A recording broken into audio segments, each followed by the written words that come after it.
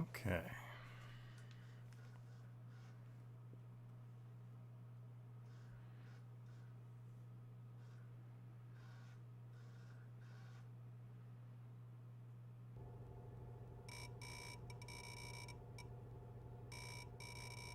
Hey, Zolly, what's up, man?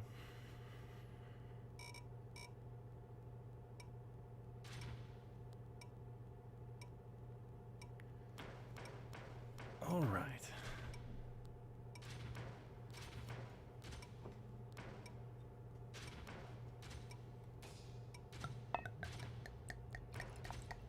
So pour this here.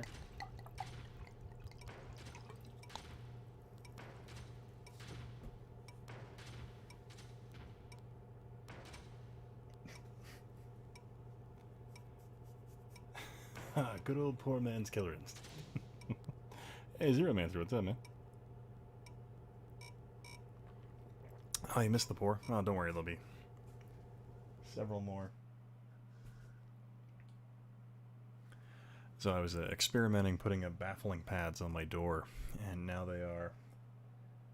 I was only using masking tape just to test a design, and they are falling off one at a time, and it's pretty hilarious.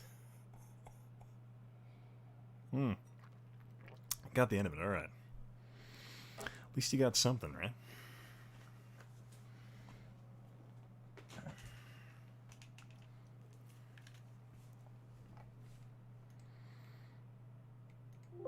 There he is, testing something really quick.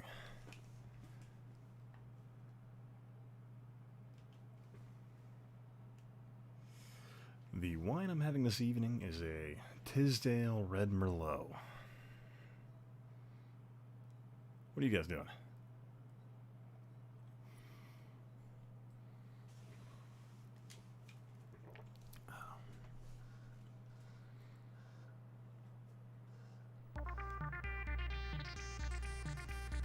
Yeah, I tested the audio and it didn't seem like I was having that same weird skip problem like I had last time. So I think we should be good, unless you guys have noticed something.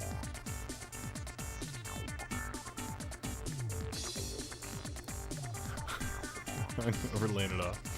That's the way to do it.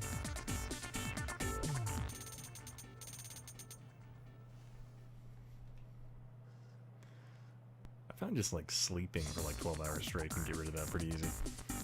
Probably transition to whiskey later. Nice. Oh, that reminds me. I have some sake downstairs.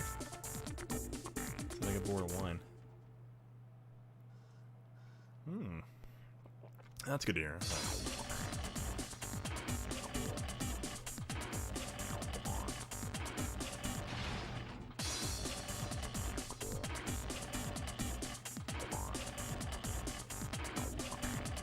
Fighting the power loader.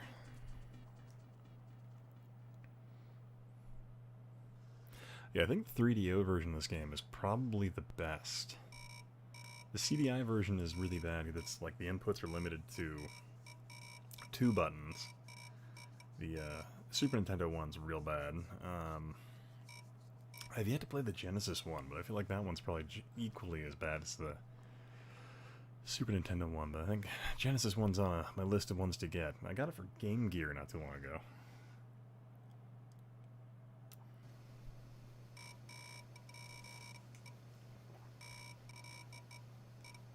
Alright, let's do this. Let's fight you, power loader.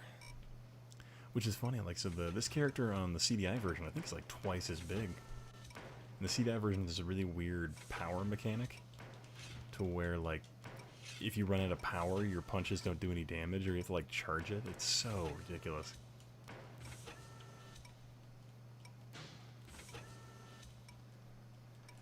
Oh, I forgot, this version and the Super Nintendo version, you actually, like, literally lock your enemy into a non-stop... Yeah, so Rise of the Robots was on Game Gear, right? Kind of insane, man.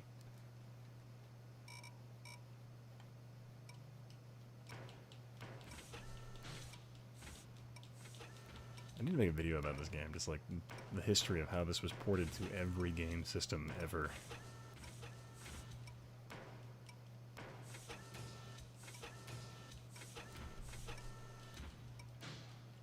Got him.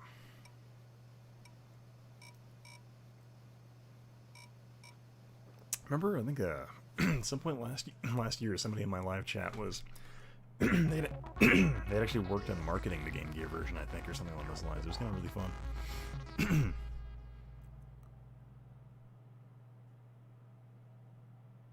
And we beat the power loader, and then moving on to the next one.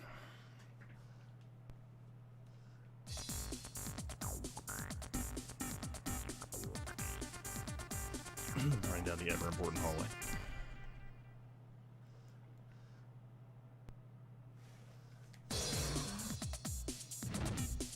Oh god, this character. But so how's everybody doing tonight? Hey John, what's up, man?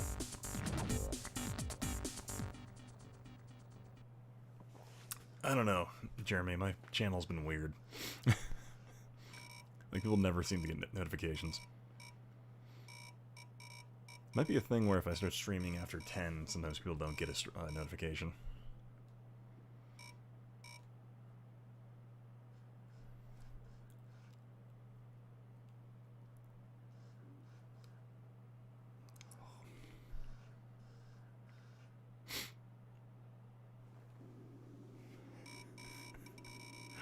Oh, my sad, baffling panels I was putting up. It's kind of funny watching those fall. Oh, of course they're trying to censor me, man. Of course. I forgot this is the one that you can literally lock him in this forever.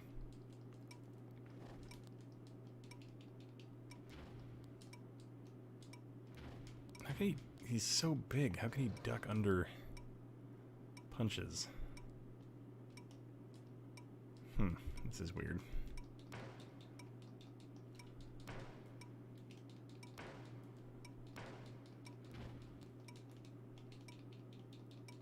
Yeah, okay.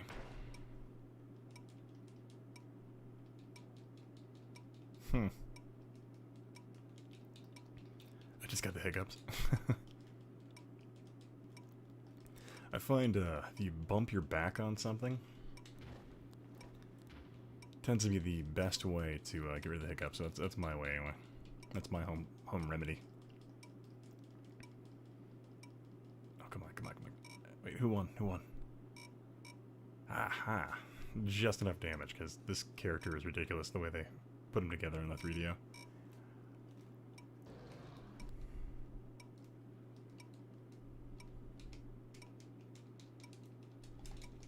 Come on. Would very much like to punch him in the face. There we go. Smoking and drinking. Can see that.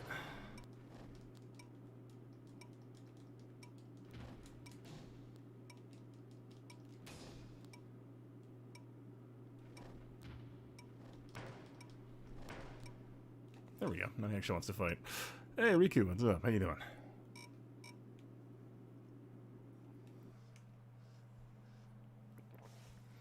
That's one way to do it. But I find like a door frame and then just letting your body.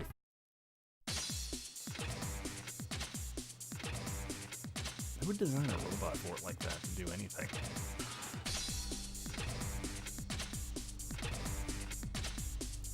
Hey, Jebediah, what's up, man? Exhale as much as I can and avoid breathing. Oh, I'd probably do it, yeah. Gabber, what's going on, man?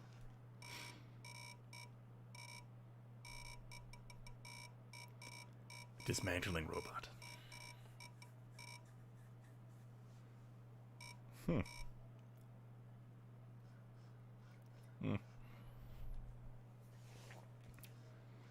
Nope, stream's buffering. Playing Pepsi Man again? Oh yeah. Is it buffering for you guys, or is it going okay? It's been buffering on my end for some reason. Okay, good.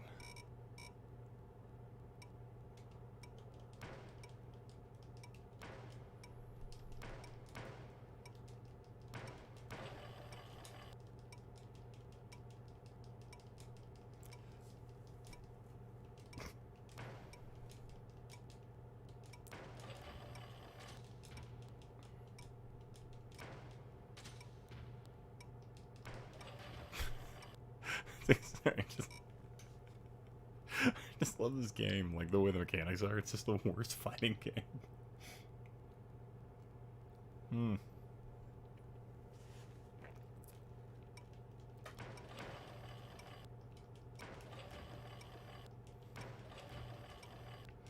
This game is so bad, I'm really surprised like Genovi hasn't made a video about it. But I think Genovi tends to stick to like good games most of the time.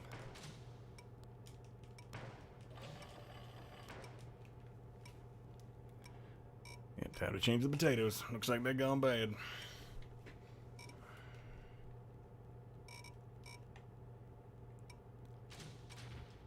Let me see if...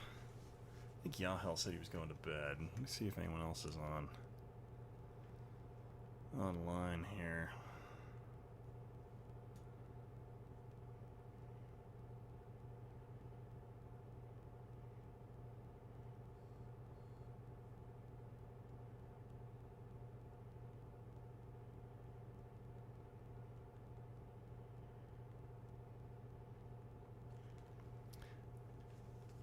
So you gotta bring it back to the bus app. Alright, there's a bus app.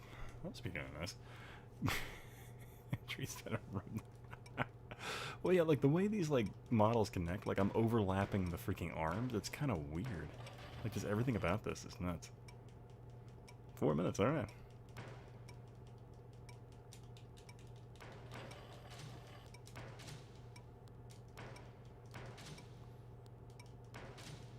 So remember I bought this game when I was in Missouri, and I was trapped in Fort Leonard Wood, and I drove to, what was it, Springfield, which was like 2 hours away, to a random like video game thrift store, just because I was so damn bored.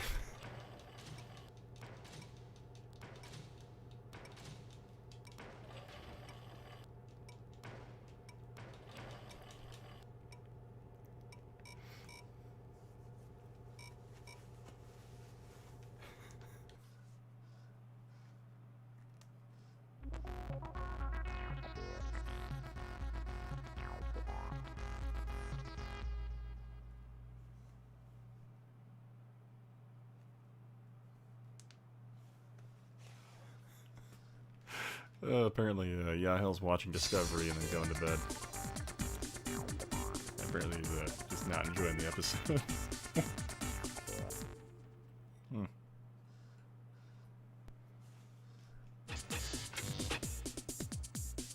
Oh, I think we're fighting the boss now.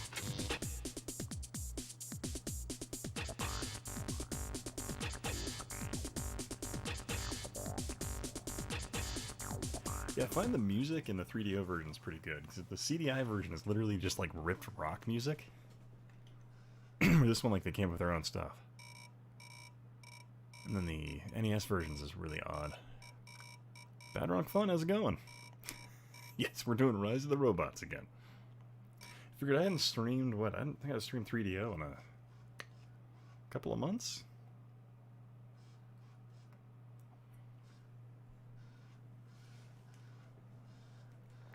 Figured it'd been a while, right?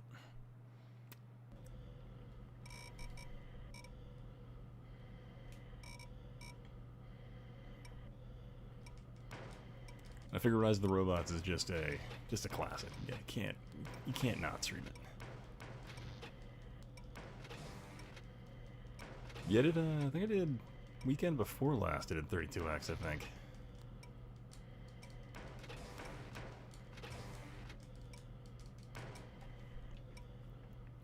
Yeah, TurboGrafx, yeah.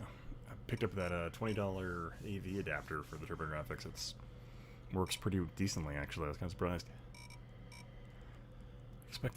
Usually I expect any product with the TurboGrafx to cost like $75, but that one, pretty reliable. Come on, come on. Nope, nope, nope.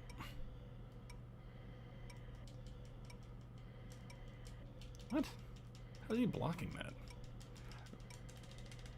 Come on. Stop. How am I not hitting him?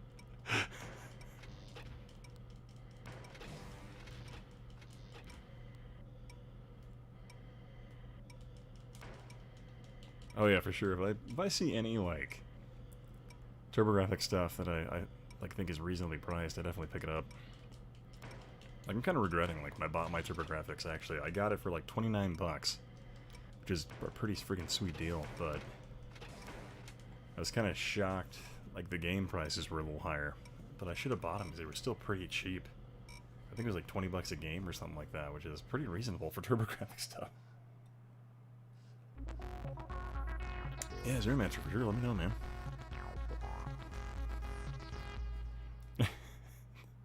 Yeah, I definitely prefer TurboGrafx to PC Engine. Yeah, sadly, it just had TurboGrafx went to war against Nintendo, which NEC just didn't have nearly as enough creative people in North America to really combat what Nintendo was doing. Will the live-action Dora the Explorer movie be better than the Sonic movie? Probably. I think the Dora the Explorer movie will at least be self-aware as to what it's doing, where I don't think Sony execs understand how... Like, Sony execs are the guys that are producing the Sonic film. I don't think they get what they're making, and they're not going to be nearly self-aware enough to make that movie work.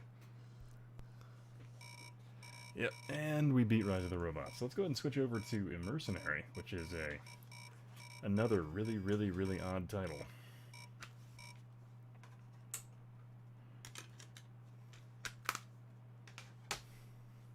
Hey, Graphics Ramp, what's up, man? Musk, how's it going? I haven't seen you in a while. Yeah, the AI in Rise of the Robots, like the way the enemy fighters are, you can literally trap them in the dumbest patterns. Like, if you literally are punching, they'll block or dodge, and they'll just keep doing the same move over and over again. It is just really odd that that game got made, and so now they ported it to every platform of that generation.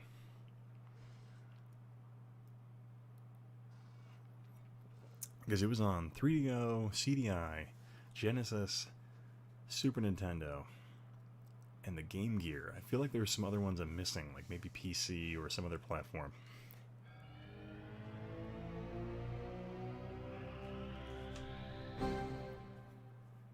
Yeah, Danny Trejo as Boots the Monkey is pretty freaking funny.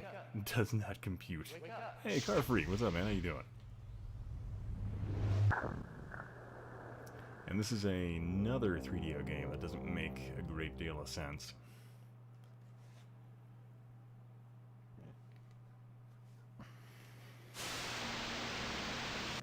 Listen to me. For your own sake, for children's sake, and the sake of every generation to come, listen to me and behold your future. What you now know as virtual reality will in your future become a virtual Armageddon.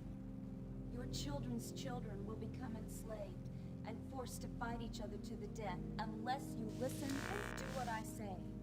I know what must be done, but I am powerless to act on my own. We must have a warrior from your time, someone outside this world we call perfect. Here is the information. I feel like I'm watching some like really odd live-action attempt at He-Man. That everything I say is true. We actually got public access, I think, works best. Analyze the data. Living the Retro Podcast for 10 years, so it's retro. As someone who said in Discord channel, aren't you the Sonic movie? I refuse to believe it's a meme. It isn't a meme. Yeah.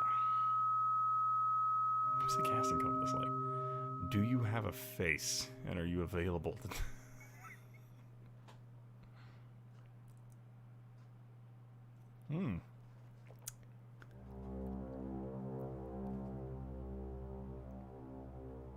Doc, how's it going?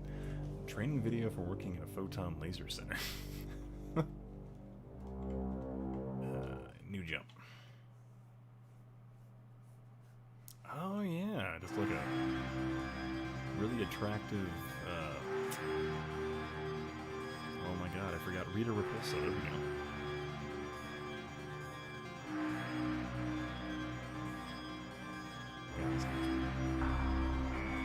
I see the video code I think video is pretty good. Dr. Collier! What happened? Oh, jeez. We're losing sync. We've got to pull him out.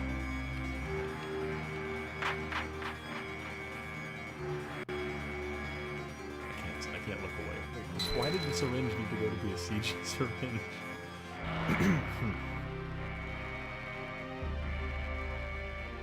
Kind of like Decker's Shadow, that one movie reviewer. Early off extra.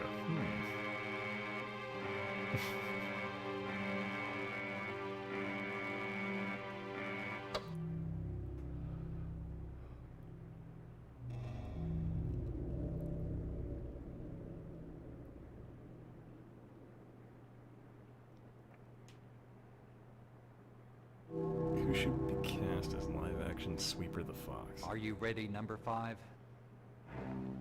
You know, I don't know enough about Dora the Explorer, to be honest with you. Oh boy, this looks like the bottom corner. Exactly. Oh god, I wish I had Plumbers Don't Wear Ties. I really need to pick that game up. How much is that game? Probably really expensive. This is all we got from 4. Did I burn this copy? No. Pretty much everything I have for the 3DO is actually legit.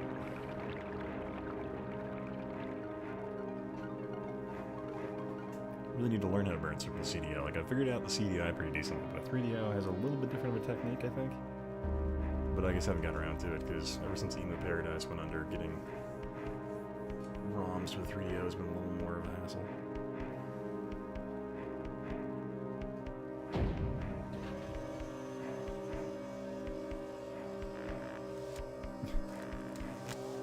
God, I miss old game intros in the 90s. They just go on and on and on. I love it.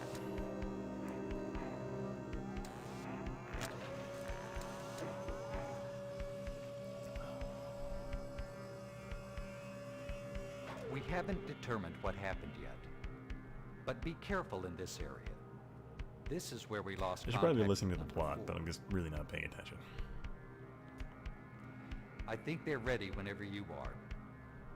Good luck, number 5. I feel like I'm watching, like, a really Waveform bad status. ripped episode of Approaching Battlestar Galactica, synchronization like the now. original one from the Waveform late sync. 70s. Check. Interference patterns. 0.5 milliseconds. Forward. Check. It feels Ready online to with link. that production-wise. Jump in 3, 2, 1.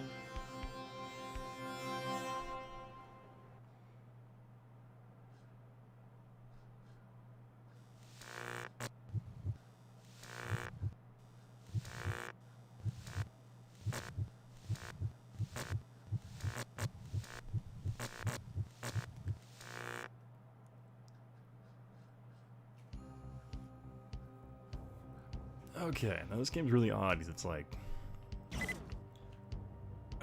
single-use item. Okay.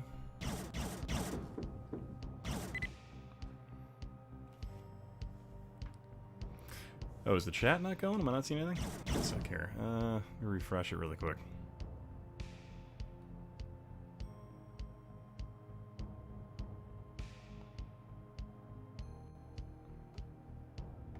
Whoa, what's going on? Huh. It would appear the live stream chat is broken. I can't read it. One sec. Let me try and jump into the video from the actual video. Hang on. Because my live stream dashboard is broken. So that's cool.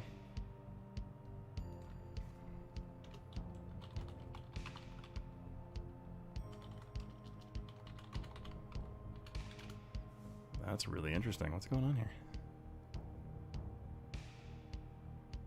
Can't even go to my own YouTube channel. That's interesting.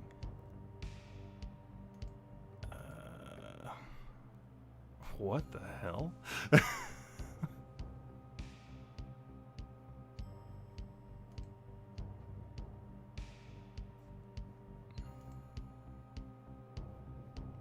me close the browser here. Come back.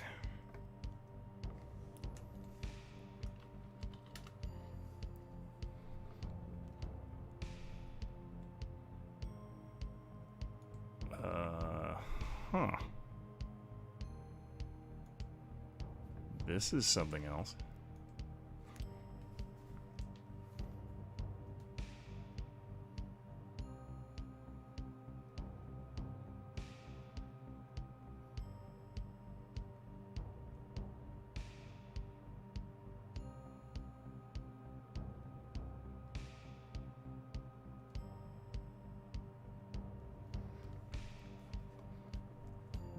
One sec here, guys. If you can still hear me, I don't even know if the stream's still going or not.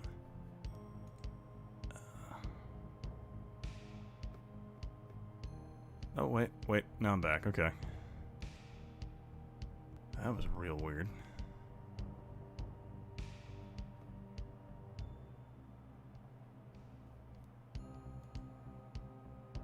So I can load this back up.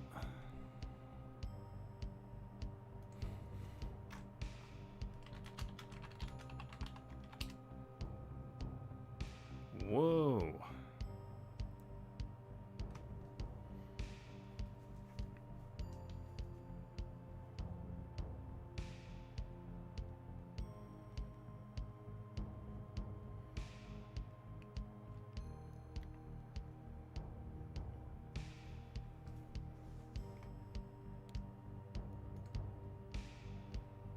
Interesting.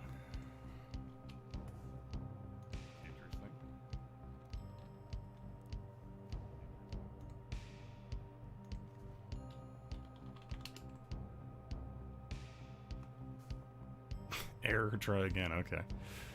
Can't even load the,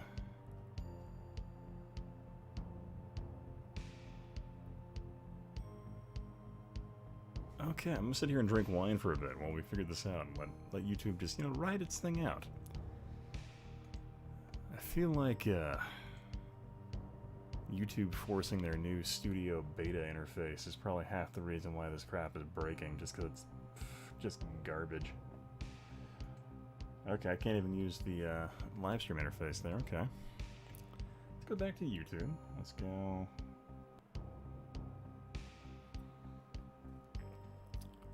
Huh.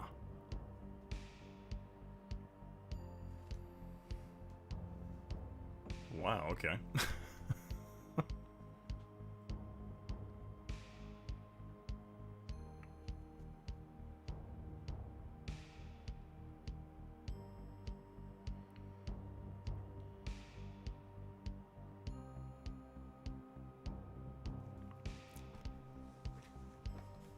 Well, this puts a whole new, interesting, spin on what the hell's going on with YouTube. That's really intriguing. Well, I guess it may not be a good night to stream. That's really unfortunate in terms of,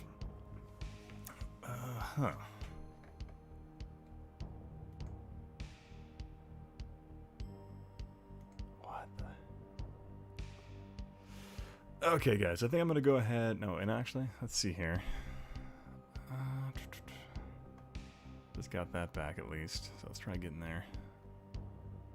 See if anything's processed.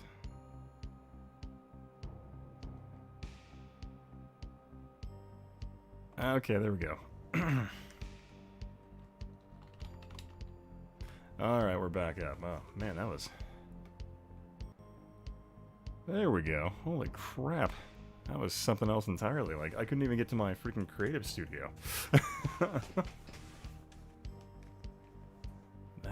That's something else. Plumbers don't wear ties. Hey, Colin, what's up, man?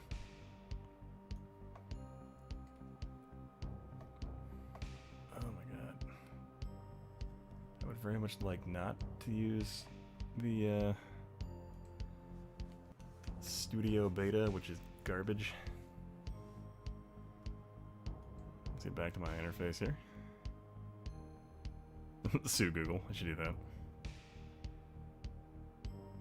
That wasn't just me. That's good to hear.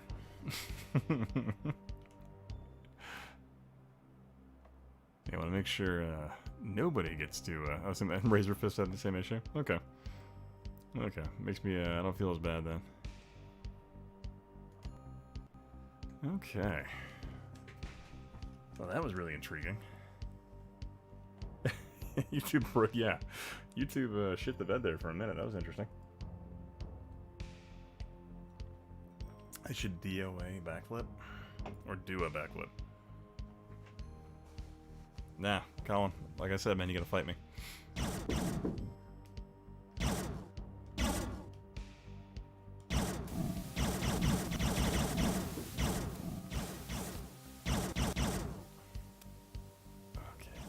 game. Like, the tanky-ass controls in this game are ridiculous. I got some rare good news lately. Oh yeah, what's that, man? Nerf gun. No, I said we're not doing Nerf guns. We're straight up legit just fight.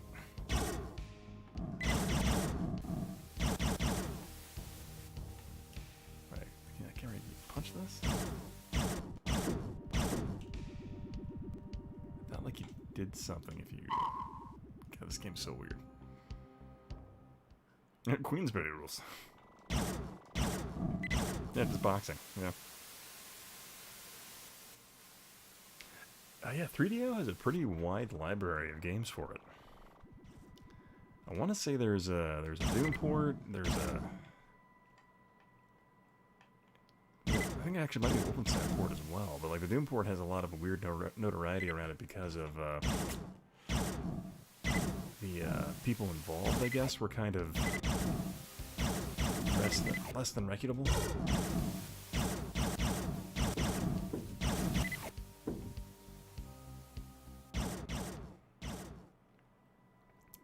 Is it a blue heel? Nope. Nope. That's an eyeball. Not sure.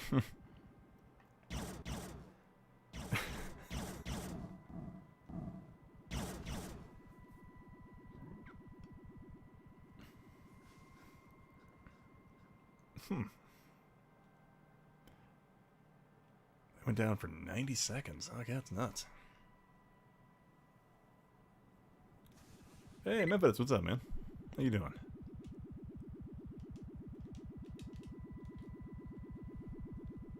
Collecting random 8-balls, apparently.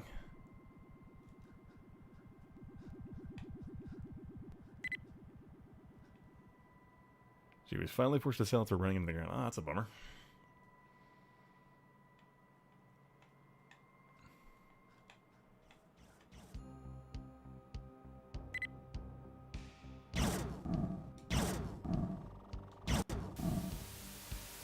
I don't know, I feel like in this game I just walk around killing everybody, and I have no idea what the whole plot of this is.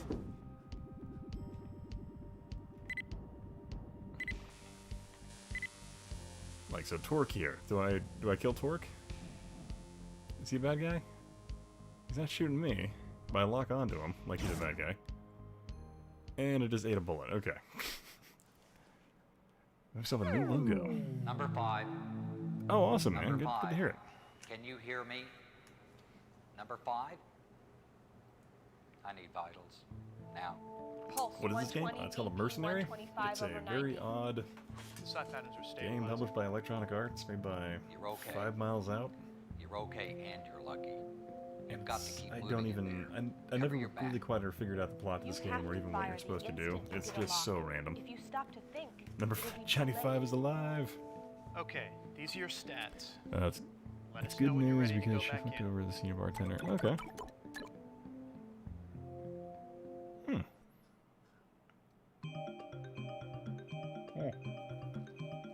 So, what kind of topics is your channel going to cover, Memphis?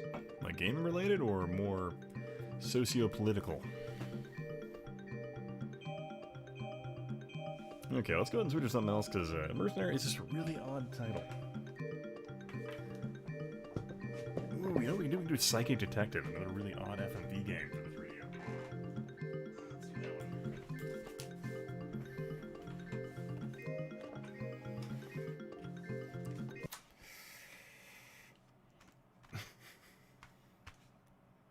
Oh, wait, about the movie? What the hell?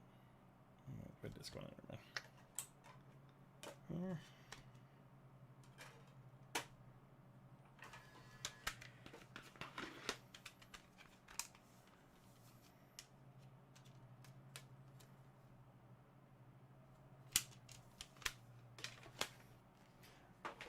God, I miss the day when you buy a game and it had like 7 CDs.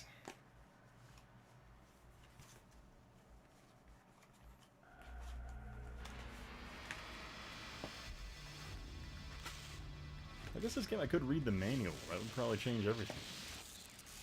Let's see here. Bert Sampson. Star Control 2 wasn't boring watching. Yeah, actually, I picked up Star Control for 3DO. It's a really good game, like fully voiced and everything. It's just a really in-depth game and requires a lot of attention. People think So my daughter, what's her, my daughter, why should the family? They actually didn't allow her. Ooh, weird. Put on something with Takajo. Oh, I need that.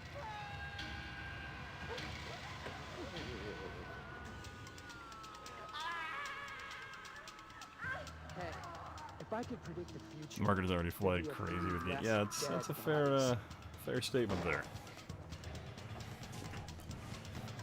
As someone who's been had a YouTube channel for a long time, and before that a blip channel, I can tell you, yeah, definitely oversaturated. I think it was oversaturated then, even. The old freak of nature routine. Called myself the psychic Pretty much any time after Hey, the old folks love 2008, we became pretty flooded with gaming channels.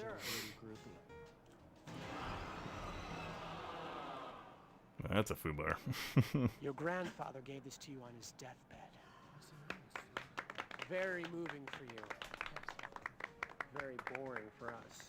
All right, ladies and gentlemen. Anyone else out there have another? And the Sonic movies in me. Her name was Lena Kozak. She looked like an angel, but she sent me to hell. One shove. She sent my whole Went elsewhere, world huh? spinning out That's a of shame. control. Gotta give credit to 3DO. Honestly, the video quality of FMV games is so far beyond other consoles. You know, so I would say, in terms of FMV stuff, the CDI is probably the better console. But in terms of like control interface, I'd say 3DO has it beat in terms of just the way the controller's designed, and the fact it has more than 2 button inputs. I want you to go with me to a family gathering. Yeah, Colin knows what's that. I'm just saying, like, Nah, I'm not freaking the mind pirate type. FMV games on the CDI look great. Freaking, just the really random games it has on there. Thunder in Paradise looks amazing. Brain Dead 13 looks freaking great on that console. Is this the Fable Plumbers Wear Ties? No, I need to... Another specialist. God, I need to burn Plumbers Wear Ties. All right. Deal.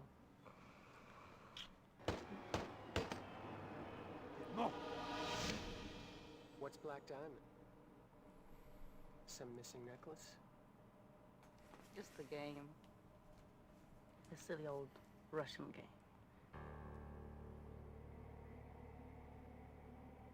That's where my father jumped from.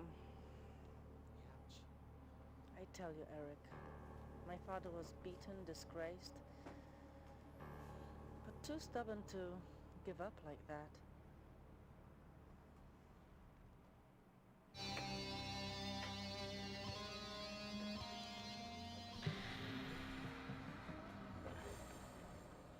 That's my sister, Monica. Cute. Very cute, very weak and gullible. There's a Friday the 13th plastic for dress? CDI? Or 3DI? 3DO? Which console are we getting Find here? out for me. And him? I don't know. My father had many students. Oh, my cousin Chad. If there's money to be made, Yeah, I made the senior bartender a general manager and given them a percentage of the business. Where will you be? me, you don't have to worry about.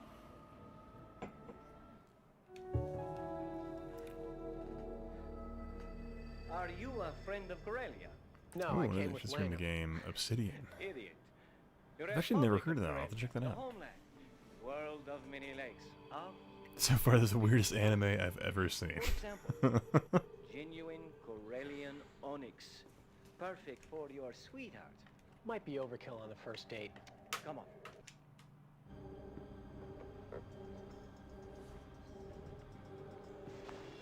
You like it in here, don't you? Too bad. You are not invited. Notice the design, the uniqueness, the... I still have no idea how the puzzles in this game How work. do you play? you must make the rules. A charming idea, no? I could accept no less than 200. Have you no shame, idiot? Get your hands away. Hmm. And you have no idea what you play with.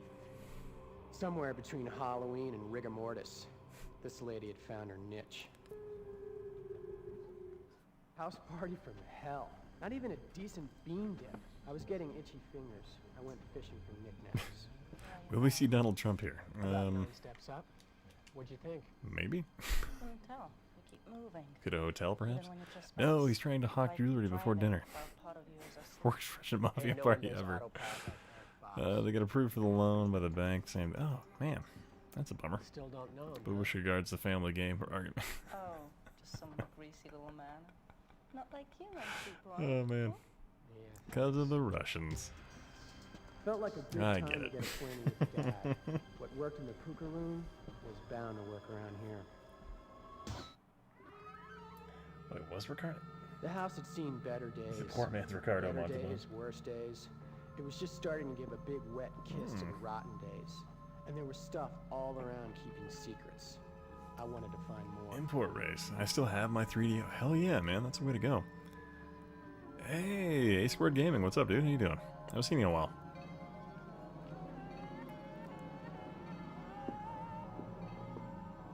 Should do full Robert De Niro for the Untouchables. Gonna meet me. Oh, awesome, man.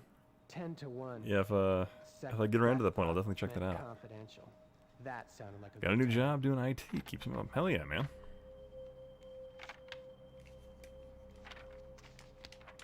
See that? They have a cat paw, I think, or is it a chipmunk?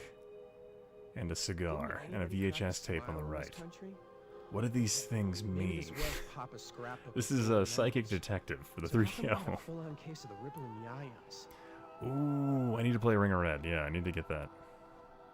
These people were running a game. I need to Game order I that. couldn't quite see. Yeah, I need to do a Ring of Red with Avalanche Jared and then Jimmy Hoppa. That'd be fantastic. Else normal from that would be a mistake to expect something normal. I got more than I bargained for. Oh, you know, I need to Like get Night seeing Trap in in 3DO. someone I else's only have that life for the back. Sega CD. Feeling right at home. And the 25th edition, 25th year edition, 25th anniversary edition from Steam. I'll take things my uncle talks about after dinner for $500.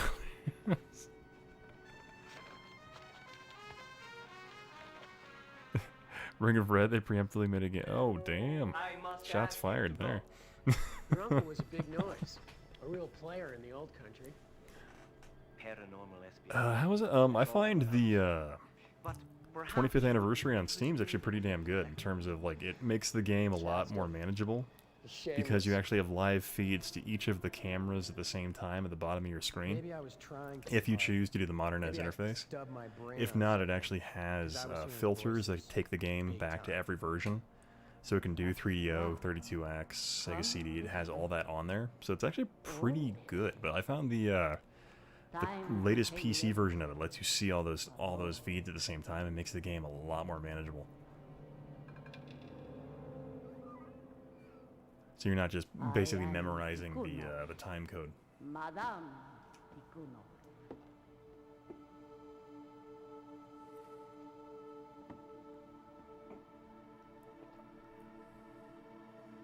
It's amazing the Night Trap demo. Oh yeah, I mean the freaking. They had so Sewer Shark, Night Trap, and there was a third game. They actually had fully ready to go and playable on the Nemo and VHS.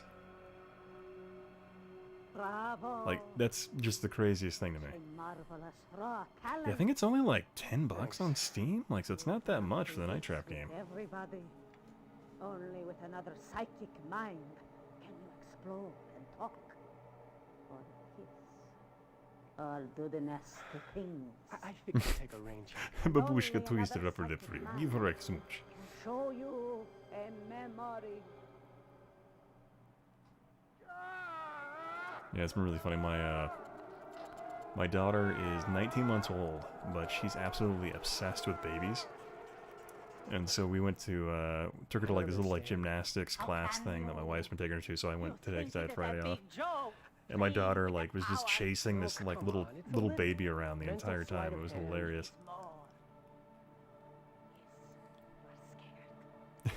You are cheap the only version one of who can Gabriel stop Knight. him. Stop who? Hey Andrew, what are you doing, man? Chad, Are you on Skype? You got time tonight? quickly. You want to hang out for a bit?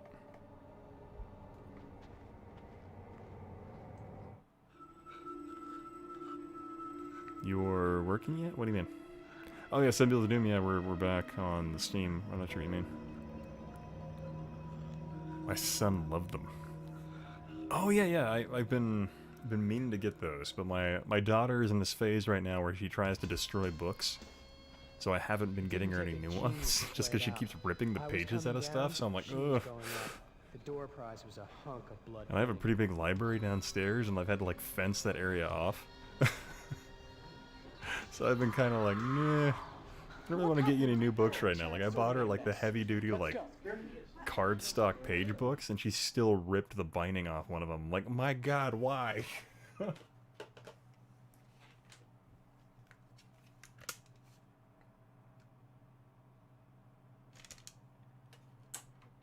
Something that always kind of bothered me about games like this where you have to change CDs is they always put like the disc 2 font in like just tiny freaking print.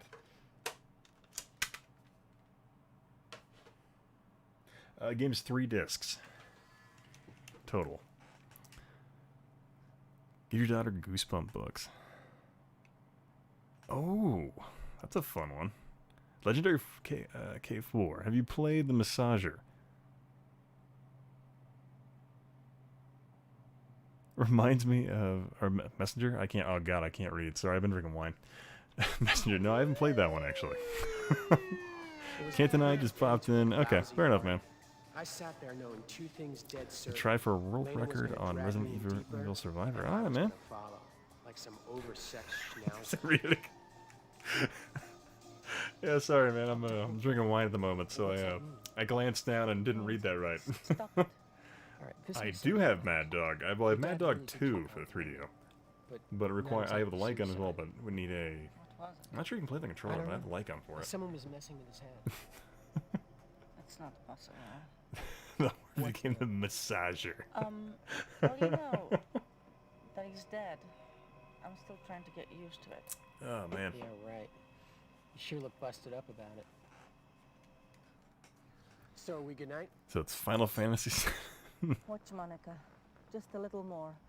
I do Oh not God, I think trust the this I want to say the mirage PC quest. version of Final Fantasy going? was like I have 6 to. discs or something Don't crazy ask like why. that. Just hate Stop her. I don't like the rules. Eric. Maybe I want to know why. People are in danger. Let's be specific. Oh crap, Antonio, what's up, man? This is children. Psychic Trust me. Detective. Fine. What are you Come doing by later, tonight? Bring the boyfriend. Bring the whole box of dirty secrets. If there's a knife in my back, throw it in the sink. I'll do it in the morning. How do these games look on an HD TV? So I run these through a AV S-Video upscaler. So they look pretty decent, but I mean they are stretched to 16:9, so it's not the ideal format for the most part.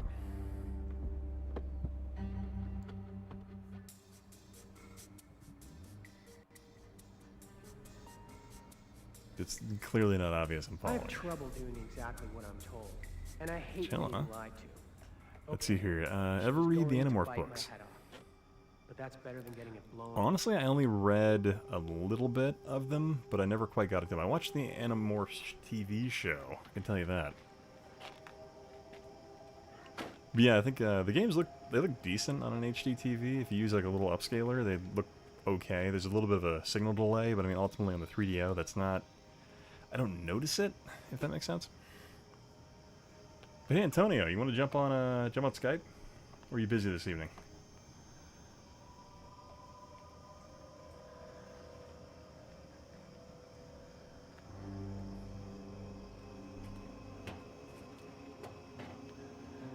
You see?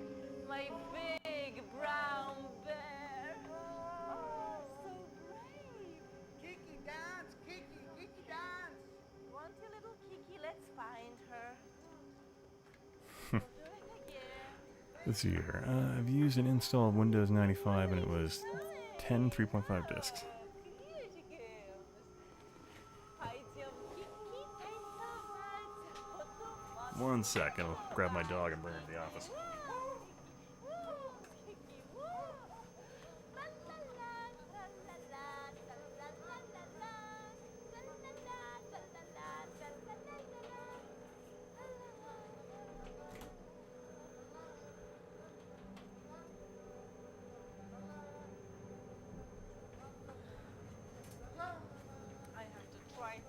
All right, back.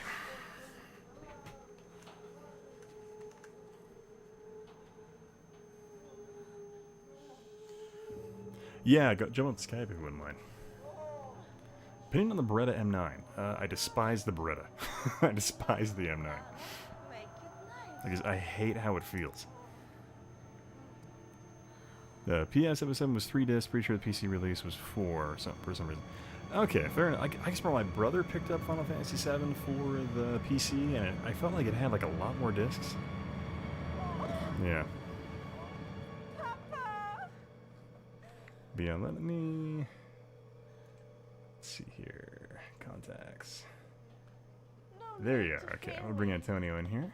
I'll give you a call.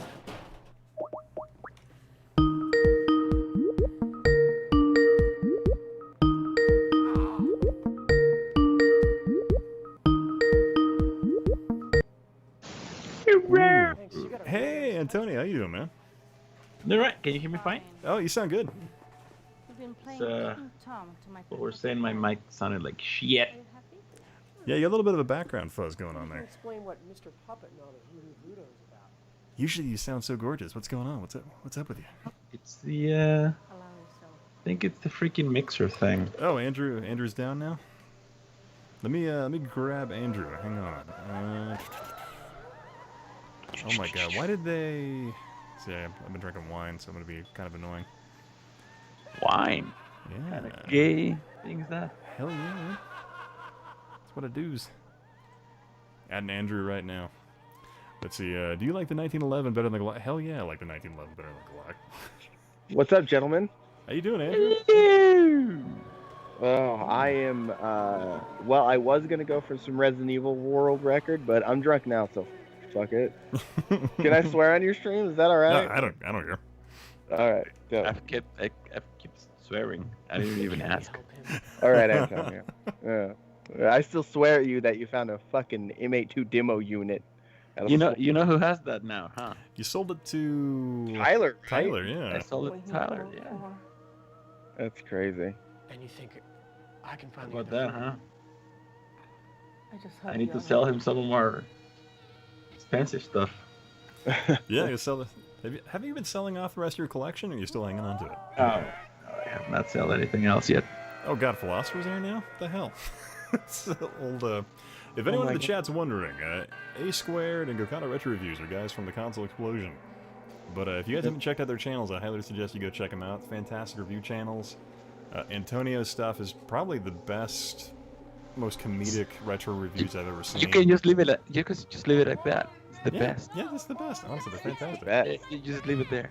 Especially you gotta watch the, and I fucking hate to say it again, but you gotta watch the M82 demo unit one, and then my personal favorite, Batman vs Superman.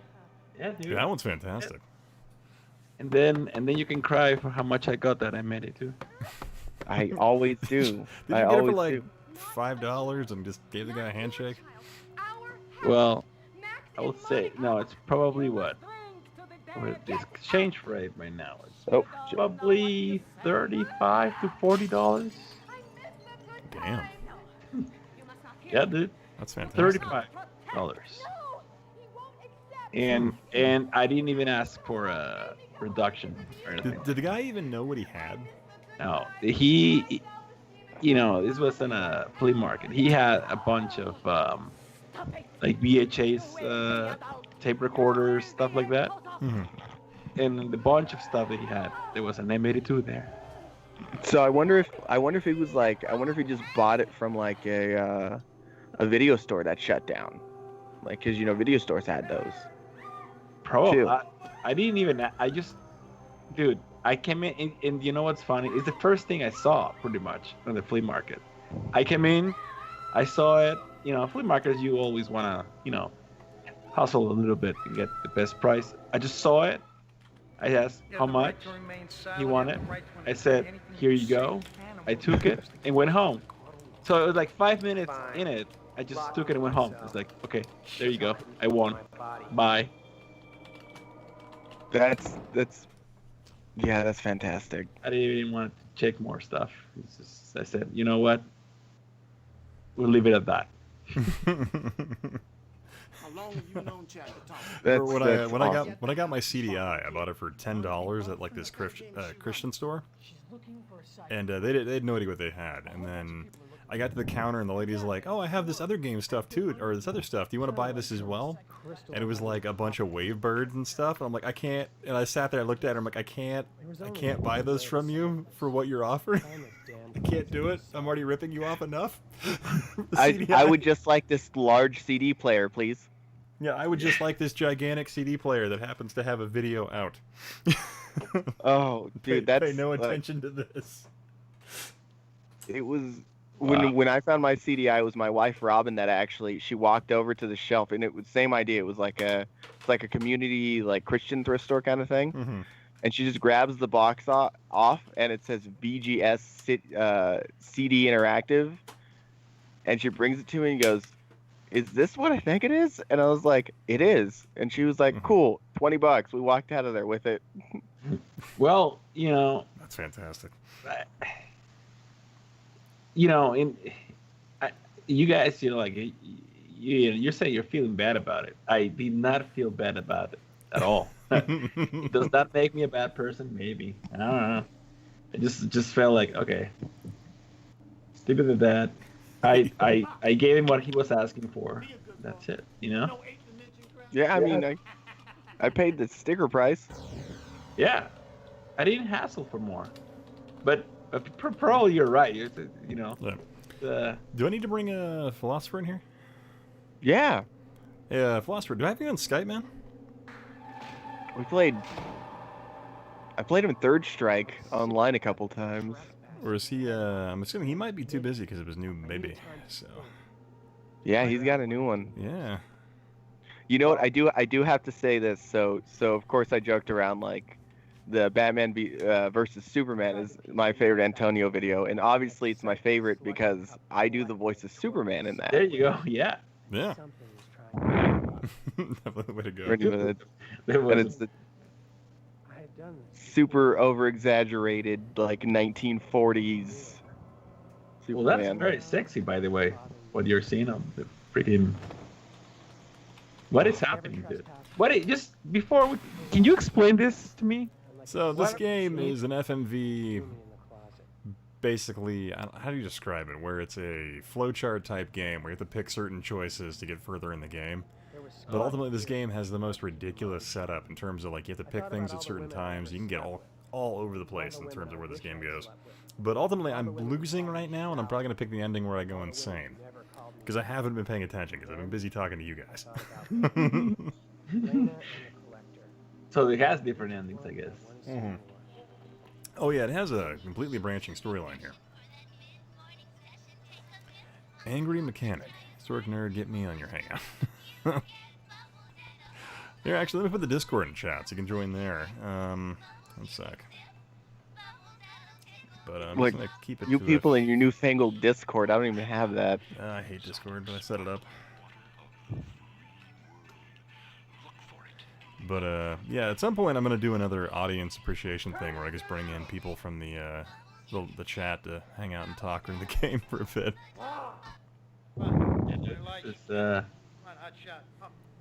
This is interesting, Yeah. actually. Can I be about the level of drunk I'm currently in if I come do that? Like, what level is that? It's about a 5 out of 10. I've been drinking rum with my wife. Oh, nice. 5 out of 10. the Telegram, greater than Discord. I didn't believe that. Beep beep beep beep A beep beep beep beep B. ABACABB. Yeah, that's where to go. Let's see here. Let me get this up here. I'll put the Discord link in chat for folks. But I'm gonna keep it to you folks for the time being. thought I was possessed. See, I only do Google Hangouts. My mom says it's a rum You think out I'm of a 10. misfit? What? Not familiar with that one. Okay. Yeah, nothing to... But, speaking of drinking, I'm pouring a whiskey. Hell yeah, John. Who made this game? Masochists. So Cyber Detectives was made by... No, actually, this was a in-house Electronic Arts studio. What? Colossal Pictures. Oh my god. You know what? I just actually got done not too long ago trying Apex Legends for the first time. How was that? I hate it. So for me, anything on Origin, I don't touch. Ever. That's a perfectly fair assessment Because of how you should treat Origin. Because every time I've used Origin, my account's been hacked. And it has nothing to do with what I'm doing. Yeah. No, that happened to me too. But bless her, dude, I can't get into those giant battle royals. They just take forever to play. See, I absolutely love PUBG, but I unfortunately suck at it. I can't. I don't like spending 25 minutes to find 4 people and kill them. Which has been my experience every time I've played those ones. So I've never played any battle or your royale game. So there's a Discord link. You guys are more than welcome to join that. You can associate with a lot of other people in the growing historic nerd community. So yeah, there you go. There you go. But yeah, Someone's gonna stumble upon your name being the historic nerd and try to talk to you about the Roman Empire. Well, they should. I fucking love that. Yes. Holy crap, I was giving my wife a random lecture today about the Byzantine Empire and the depopulation of Europe in general, causing their armies to get smaller. It was fun stuff. Yeah, I was grading my backyard today because I bought a new house. And my backyard is stupid steep, so I brought in like 2 truckloads, yeah, 2 dump truck loads worth of earth and moved that to the backyard. Are you still in Idaho? Yeah, still in Idaho. I just, nice. My old house doubled in value, so I sold it and bought a much bigger house. That's thinking with portals. Yeah. Give it to me. And yeah, that's just kind of what I did. Just give it to me. Let's see here. Someone said your co-host is drunk. Yep, you are. Oh, is that me? Because yes, I am. Is a drunk. Okay. Well, I'm not. I am a drunk. Unfortunately. Are they talking about me? Because they're not wrong.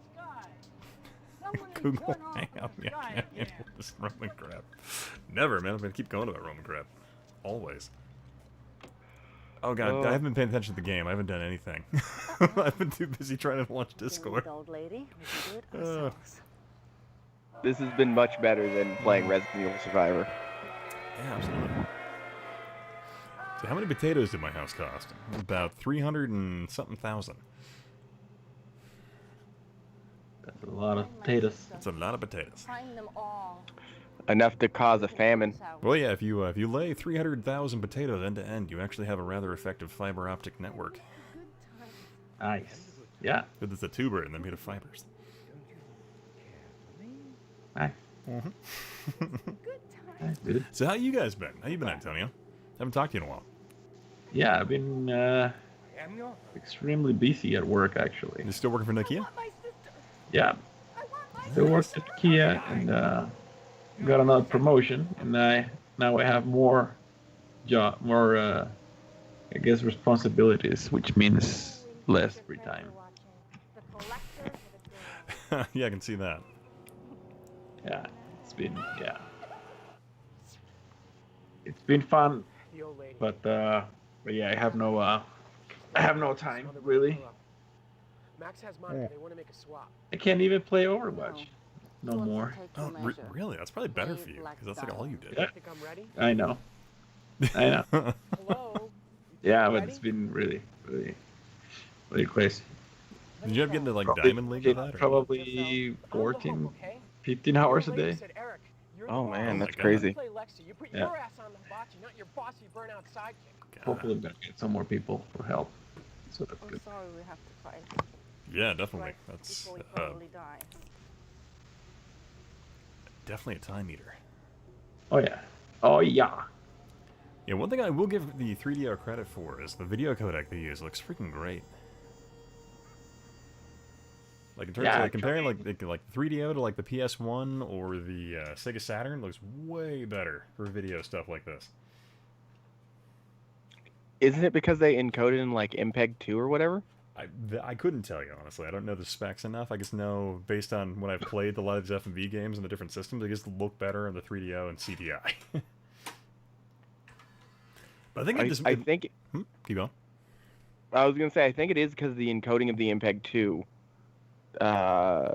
Because in the original CDI consoles, you actually had to get a special pack installed inside of it to play VCDs, right? Which a lot of the FMV games required to play them. Yeah, because I think like legal cassette, right? Like the freaking like another cartridge, right? Correct. Yeah. Yeah, for the CDI, yeah, there was the MPEG card it needed, or was it video cartridge? What they called it? Like an they called it video cartridge, I think. Yeah, I know mine has it because it's the like high-end model CDI. Some other ones didn't because they had the varying ones, but yeah, freaking with that, a lot of those FMV games look great on it. Yeah, so like the top loader one didn't have it installed right away. Mine does because it's a weird variant, and there's like 7 or 8 variants of the CDI. You know what mine has? It has nothing because I don't have one. You don't have the CDI? You gotta join CD ISIS, man. Come on. I have no CDI. And CD ISIS. That's better than CDI Master Race by a fucking mile. Yeah. If I go down, There's just a dude wearing a Chad shirt in there. Just all kinds of weird looking. Let's see, John Rogers. I say new because I avoided it when it first came out about 20 years ago. After that, you burn yourself. Yeah. Where is God, this game's weird. That's all I know. Used collector.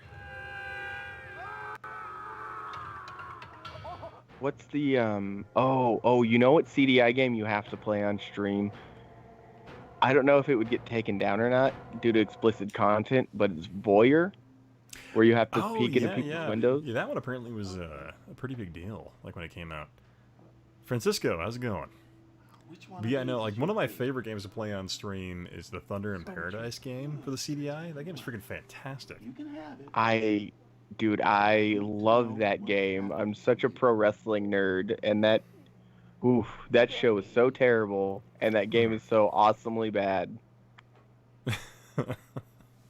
Yeah, but I find like the game though, in terms of being an FMV game with like random shooting targets and actually having like branching storyline or branching endings is kind of fun as hell. Well, you have the mouse, right? So you play it with the mouse. Yeah, I play with the mouse. I at Portland, the Portland Retro Gaming Expo, actually, I picked up the light gun as well. But the light gun, oddly enough, is actually even harder. Like, you would think a light gun would be easier, but no. But because the light gun on the CDI is actually a lot like a Wiimote, like in terms of how it scans, because it actually works with modern TVs. Which breaks my brain, the fact that it still works with that. But it's because it uses an infrared projector to trace where it's pointing. So it has the same interface quality as you would at the Sega Menacer or a Wiimote. But so it makes the game a lot harder. The mouse is like the easiest way to play that game.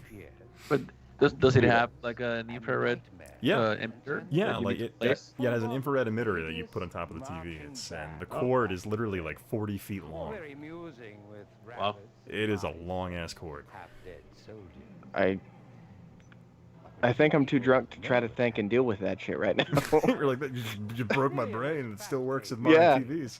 It hurts. But yeah, no, it hurts a little. But yeah, it uses an infrared projector, so it still works with modern television. So it's crazy. Yeah, I agree. I agree with Philosopher. Sometimes the worst games are the best games. Oh yeah. It's just like movies. Oh god. Oh no, this part.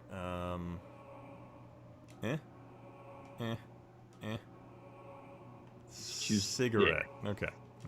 What is this? What is happening now? This is the puzzle that the weird old babushka referenced at the beginning of the game that you guys missed.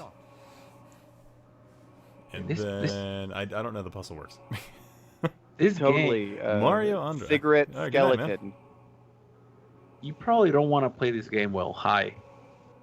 Probably not. Probably gonna give you more tripping. Let's see. Ian, do you remember a game called Frightmare? No, I'm not. I don't recall that one. Unless it's like the one where you're like the wrestler trying to fight werewolves. But probably not. It means whatever I want it to mean. Oh, let me post Why the is Stone Discord server Cold for you Steve guys. Austin being mean to you? That's this entire game. You're just getting made fun of.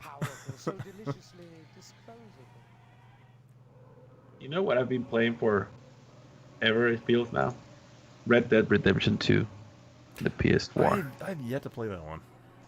Yeah, I haven't picked it up yet either. Did you play the original? A little bit, but not a whole lot. Yeah, not enough to have an actual opinion about it.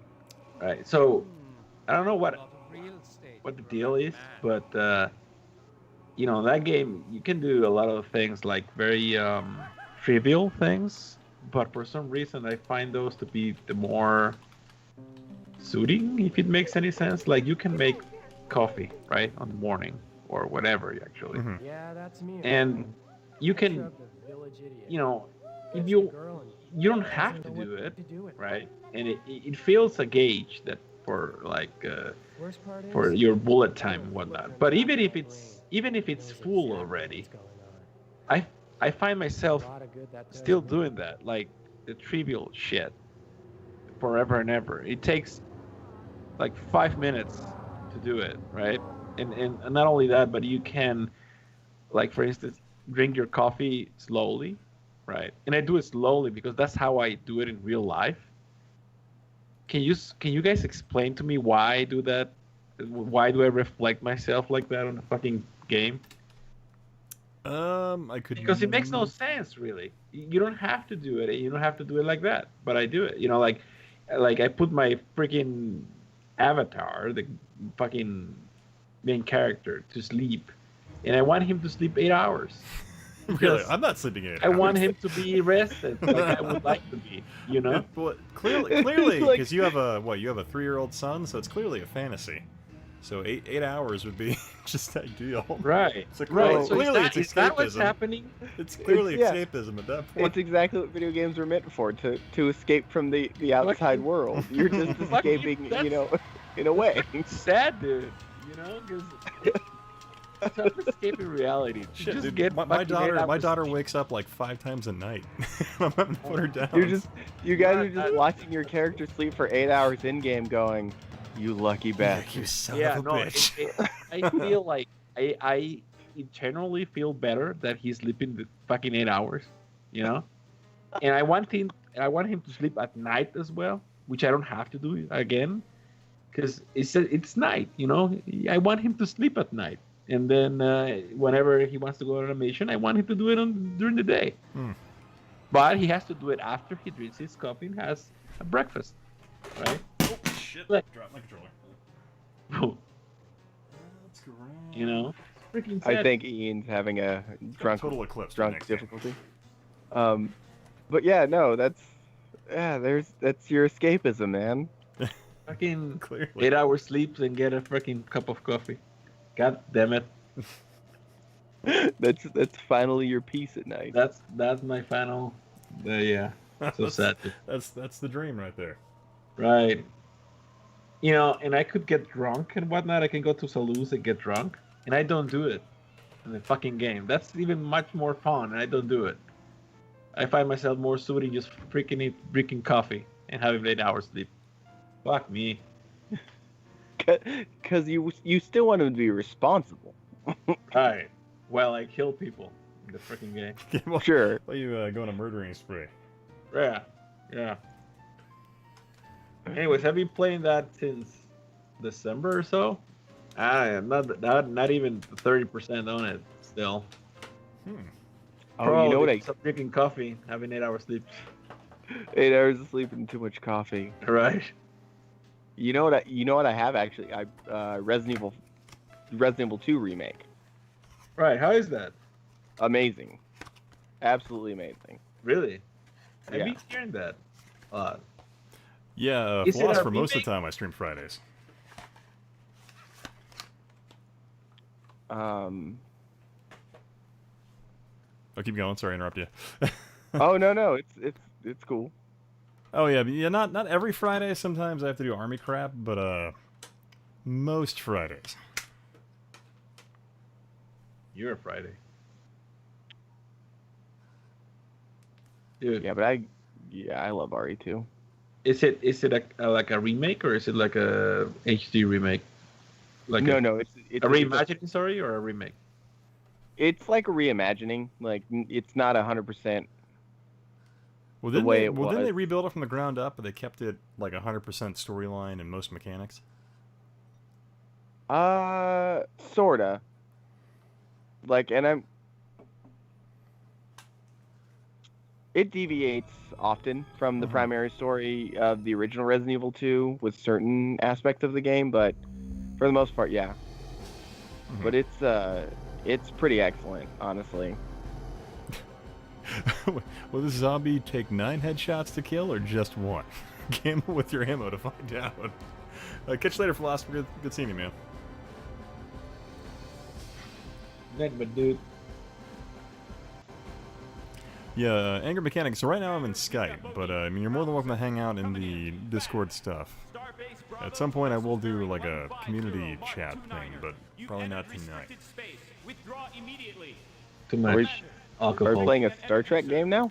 We're playing a game called Total Eclipse, which oddly enough is kind of like a weird FMV game that is basically identical on the Saturn as well. Total Eclipse of the Heart.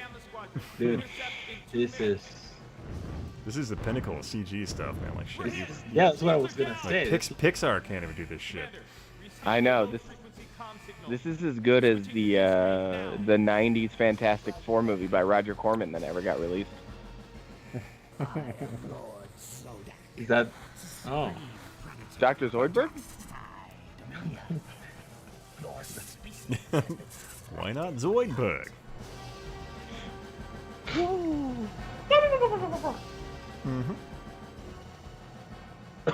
should regard it as an honor to feed us. We hunt only the quickest and the smartest. Oh, shit. Anyway, yeah, Resident Evil 2 Remake, I do highly recommend it. And I'm a huge Resident Evil 2 fan, like the original one, but the remake actually exceeded my expectations of what I wanted. I feel like that was a pretty big deal. Like, widely, a lot of people liked it. Which you don't really see with a lot of, like, when people try to remake a game, they tend not to be very happy with it. Yeah, that is totally true. But apparently Capcom's pretty good at remakes of the Resident Evil games, because the first one was highly praised as well.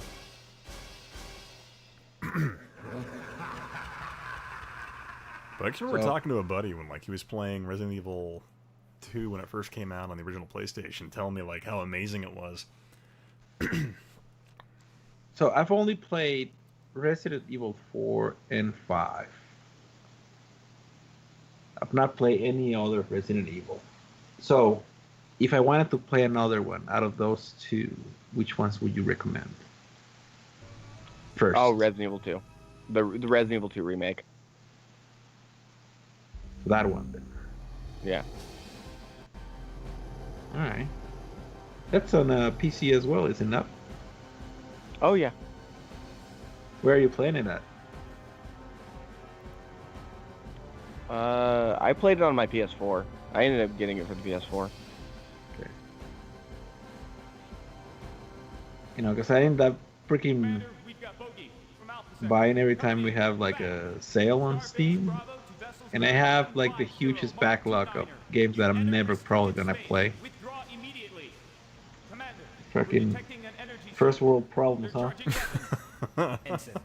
I know that life, so many man. games to play. Oh my god, fuck me, you know? I have so many games to play. Why do I just keep playing Mario 64 and Sonic 2 for the Sega? Because they're fucking great? What do you mean? Hey, Archmagus, what's up, man? My day's going pretty good. There you go, dude. I'm not even a first world country, and I'm still getting first world problems. Fuck that. Well, you know what's really intriguing though? Like, so first world, second world, third world had to do with the fact that you were like allied with the United States or the Soviet Union. So if you're third world, you weren't allied with either. So it wasn't necessarily a sign of economic status. All right, can you repeat that again? Because you blew my mind right now. What was that? Well, I mean, like, so first and second world had to do with, like, so second world were people in the Warsaw Pact. First world were people united or allied with the United States. Third world were people who were not united or allied with either. Oh. Is that where it comes from? Yeah, that's exactly where it comes from. It just, for whatever reason, it's stuck around. You just blew my fucking mind with it. Well, like, the fact that, like, a lot of people, like, the reason why the third world is economically depressed is because the United States and the Soviet Union just didn't, basically were like, you know, if you're not going to pick our side, we're just not going to give you money. So they just made sure to economically depress the shit out of all of them. So that's, I can't recover from my blue mind right now. Sorry. My blown mind. It's like my whole world is upside down now, dude. I always thought it was just economic shit. Yeah, like you're just like, oh, economic. You're like, no, it's different. Oh my god. His mind is so blown he just can't do anything else. Just for whatever reason, it's just stuck around, yeah. Like, my mind is trying to process still what you're saying. I can't move. Like, what's going on, dude? So... Oh, God, I was too busy pouring wine. I should have hit start.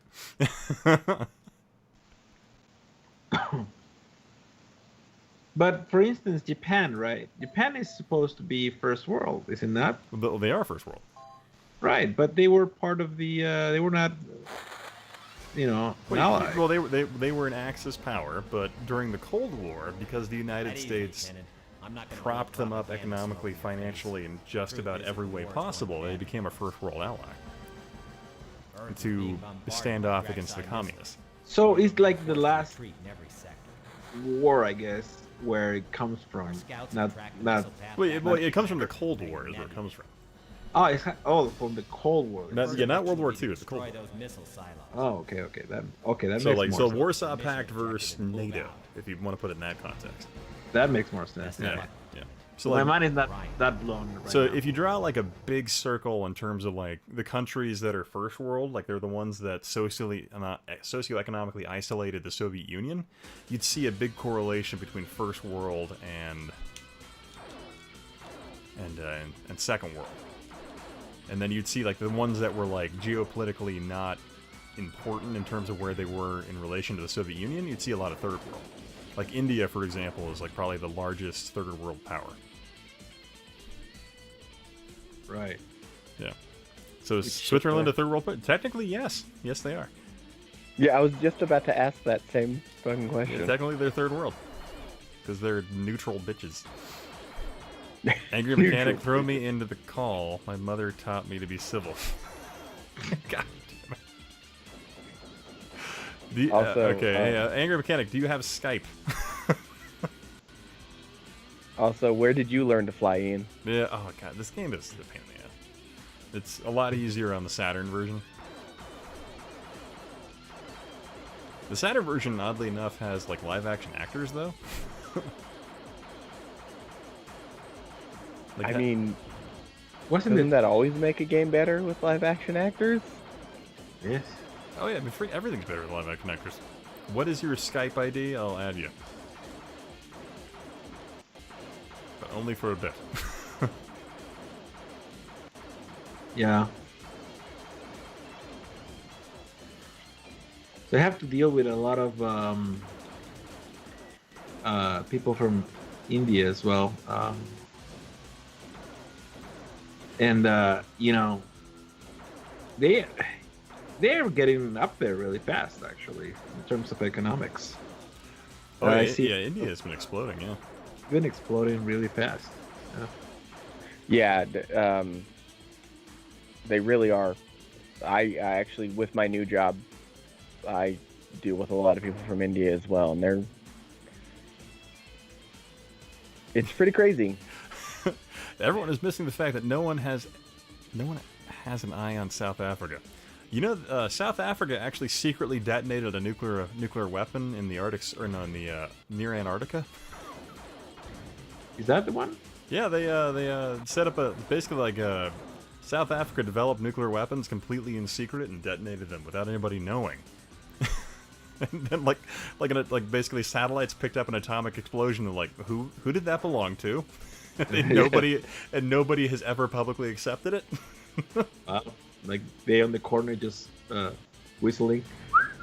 Yeah, they freaking don't mind us. What? Nuclear explosion? What are you talking about? Okay, what was it? If you look it up, I can't remember what it was called. There was a particular event, if you look it up, where basically it's South Africa. It's their nuclear program because they set it off, and then ironically enough, I think because they were under such aggressive, what's the word I'm looking for here? Economic sanctions, they canceled their entire nuclear program to try and get back into the good graces of the West.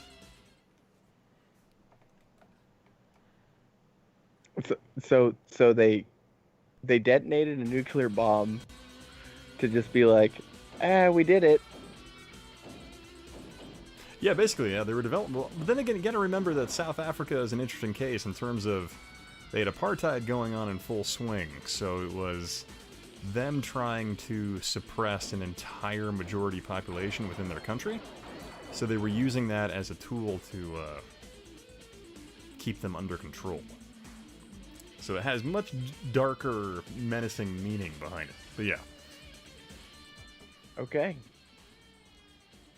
Well, on that note, I have to go. What was that? On that note, I have to go. Oh, you gotta get out of here, Antonio? What was that? You gotta get out of here? Yeah, I gotta get out of here. Yeah, okay. But alright, man. Great talking to you. Antonio, awesome talking to you. Yeah, you too, Andrew. And I'll be seeing you guys around, alright? I'll, give you guys a kiss. No, yeah, hugs and kisses, absolutely. Yeah. Just don't kick me in my super ribs. You're kicking your super ribs, dude. Alright, dude. Bye-bye. Alright, later. Oh, the South Africa killing all the white farmers thing, yeah. Yeah, I think, I don't necessarily know enough to accurately give an idea or comment on what's going on currently in South Africa, but it's a unfortunate situation all around. But yeah. This stream has taken an odd turn. Sorry, I got current events with South African history going on there. I need to back off. Sorry, guys. No, I'm totally fine with it. Mm-hmm. I just can't believe this is a Crystal Dynamics game. Oh yeah, this is Crystal Dynamics Total Eclipse. Basically the same game here is on Steam or on the Saturn as well. Except for Saturn. It's political. Let's stick to games. My bad. Yeah, that tends to happen like every time I stream, where I'm like, "Ooh, I gotta go back to games. I'm talking about politics. My bad." Oh, I'm talking about history stuff again. But ultimately, the way South Africa happens to exist and has existed historically is just a tragic affair that will not be fixed anytime in this generation. Oh, God, no. Yeah, hey, Angry Mechanic, go ahead and post your Skype ID in the Discord chat, in the general chat, I'll add you. You seem angry and a mechanic. Yeah, let's see what happens. Yeah, why not? He says his mother taught him to be civil, so we'll see what happens. But Archmagus, how you doing, man? You having a good night? You doing more line cooking? Who are you talking to? Oh, are in the chat. Okay. Guard mechanic. But yeah, it's funny. I find this game is actually better in the Saturn, but there's a couple of other 3DO games that are also ported to the Saturn that are basically identical. It's real odd. So why do you like the Saturn version better? Does it control better, or is it faster? Yeah, or what? FMV. Yeah, no, I entirely get that. the FMV cutscene. Yeah, no, totally sold on that 100%. Yeah. But normally I hate the Saturn, so yeah, I'll give the Saturn points in that book. Yeah, I know you do. Did you know the Chinese Saturn had a special port built in, or had a port? No, or not a port, but an expansion bay that would allow it to play VCDs. See, I thought pretty much all of the Asian Saturns had that. Oh, I thought it was just a Chinese one, but maybe. Yeah, because I thought, like, the VCDs are still technically around, like, in Hong Kong and other places in China for whatever reason. But yeah, because I know the Japanese Saturn, like, had that MPEG cart thing where you could actually, like, watch Star Wars and crap like that on a Saturn. Yeah. It totally did, which, obviously, you know, CD ISIS members already clearly. have that. Oh, God. Stupid-ass moving doors. My Saturn's an MPEG card in it? Yeah, I use an action replay on mine as well to play burn games on my Saturn, because they're not worth the price to me at all. Skype name, Garrett115. Hang on one sec. Let's see here. Archmaze said, yeah, dude, 9 hours, fed a few hundred. Damn, man. That's awesome. Let me go ahead and add Angry Mechanic into the call. Let's see how this goes. Alright. But I have to... I had just enough wine to where I'm, like, buzzed. That's probably the wrong way to manage Skype. Or the best way to manage Skype. That's probably the best way, yeah. Let's see here. Garrett. So I think I added... let's see here. Using an emoji to wave hi with a smiley face.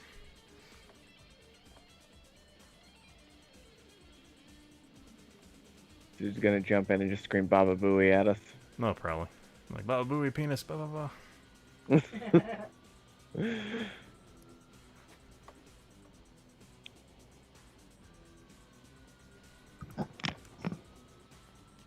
But so who are you working IT for?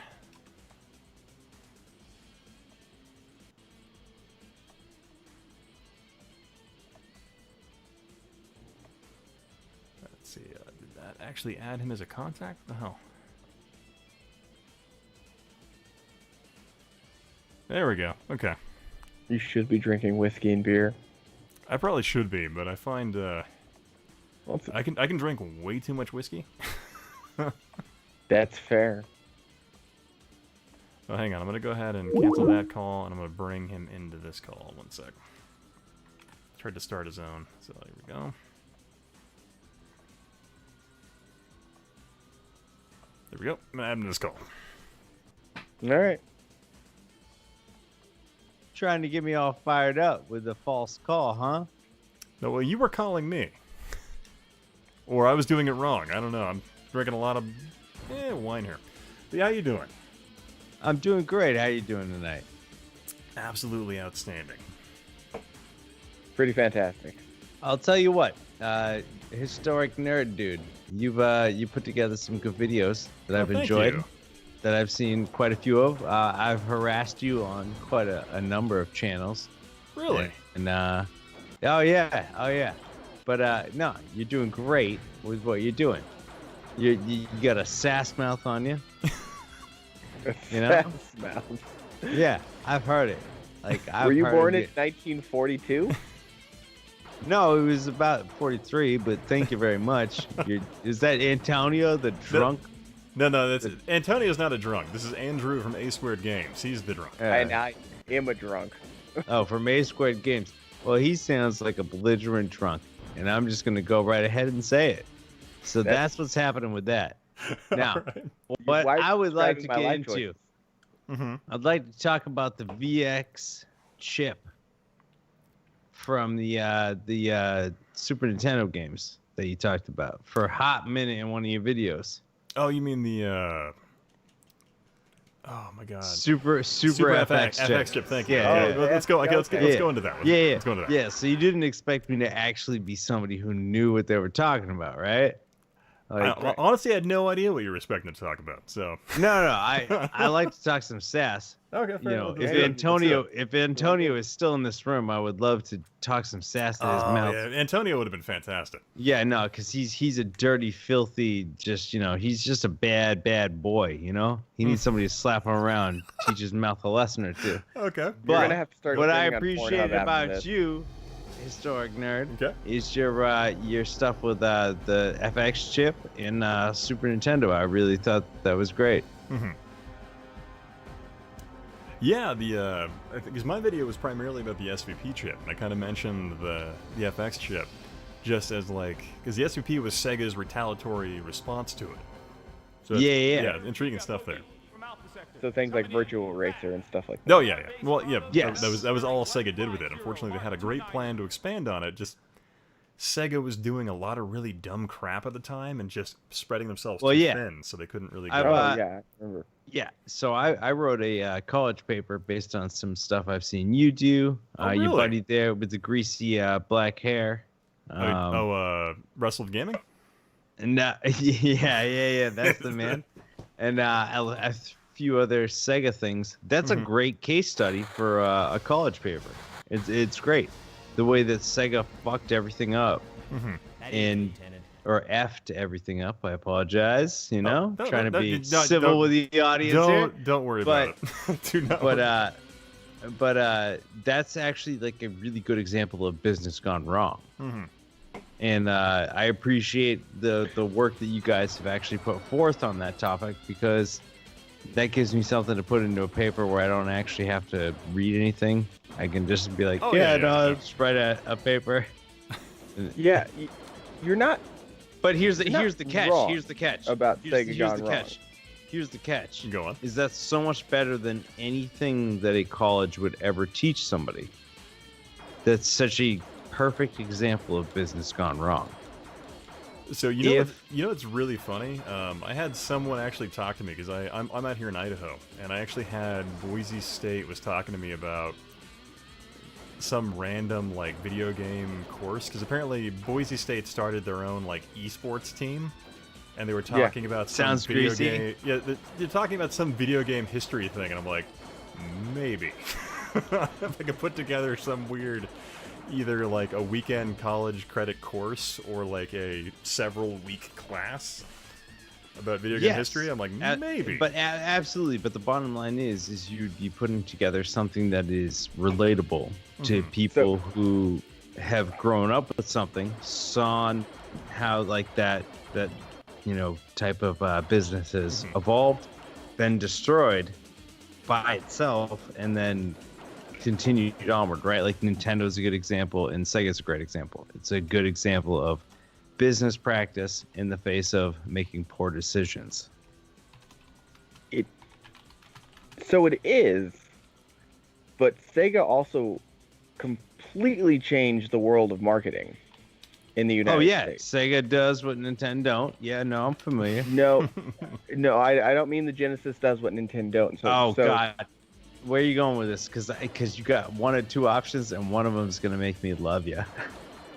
So here's how they did it. And I've actually interviewed Tom Kalinske, who was the president of Nintendo post Sega does what Genesis don't.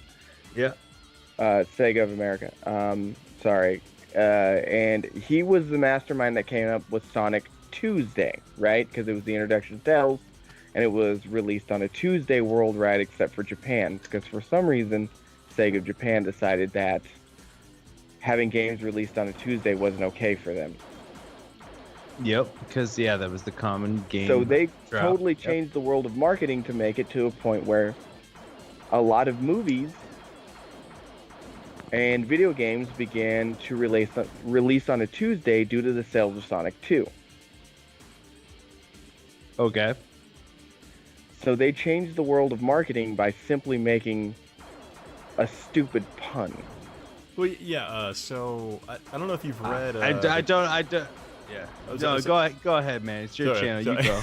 So I don't know if you've read the Console Wars. Have you read that one? Yeah, of course. Yeah. So the funny thing was, reading that one, and then what's kind of funny is I'm working on a current video now where I'm exploring basically where Sega approached Atari to distribute the Genesis originally. And so actually, the weird thing was I got Michael Katz to actually talk to me, which was really interesting. So I was going into stuff about that, but after that, sorry, I've been drinking way too much. But going into the Sonic Tuesday thing, like you had Al Nielsen and then another, I can't remember her name, but they were the two people like kind of that came up with that marketing spiel about the pun. And because of the way they revolutionized that and did basically like air shipping to ensure that every retail client would basically have Sonic 2 on Tuesday, they ensured that it became a mainstay. But yes, like Sega Japan unfortunately became, I don't know, I think the book The Console Wars kind of illustrates the animosity that was growing between the two companies just flawlessly in terms of what was going on.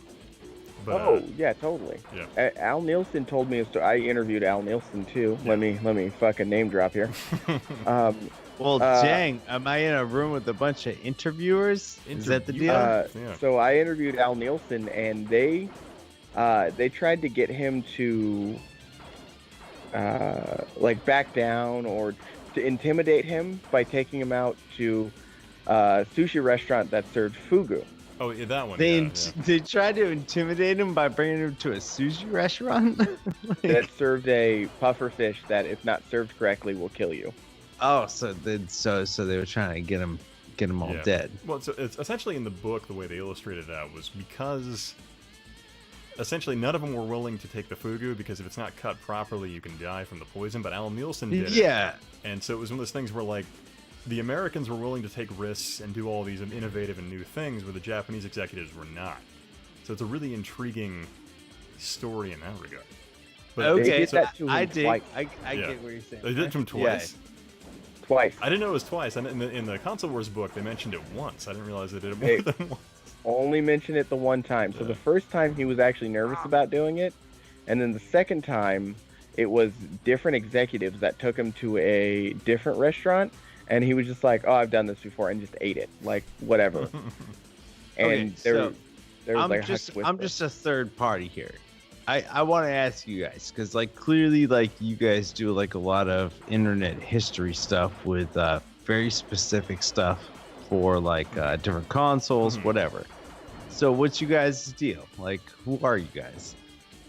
Who am I? So, who I am. I got a degree in history and found that teaching sucked because it paid awful in the state of Idaho. And then I joined the Army and became a chemical weapons officer. Okay, right on. And that's what I do in my day job. So, yeah. No fucking shit. Yeah. Okay, right on, man. That's cool. I appreciate that. Like, you guys should definitely lay into more of that, like of where you guys are coming from, because that's cool to me, like to know that other people are, you know, very interested in these types of topics, and then they're getting after it, man. And then like, so for me, because of that, I discovered that getting my degree in history I found really fascinating. There's one thing you'll find with history is a lot of guys, they write books about stuff that has happened and they use other sources and things like that. But the one thing you'll find really intriguing about video game history is that these primary sources, the people that invented this industry and that are the living history behind it, are still alive and available to talk to. And what prevents a lot of people from going out and reaching out to these people and recording this history, which every day is slowly being lost, is just like nerves. So ultimately, get out there and start talking to these folks, because this history is disappearing. And it's fascinating, because this is history that you have the opportunity to be a first-hand recorder of. But that's me with my like full bottle of wine deep slurring. But yeah.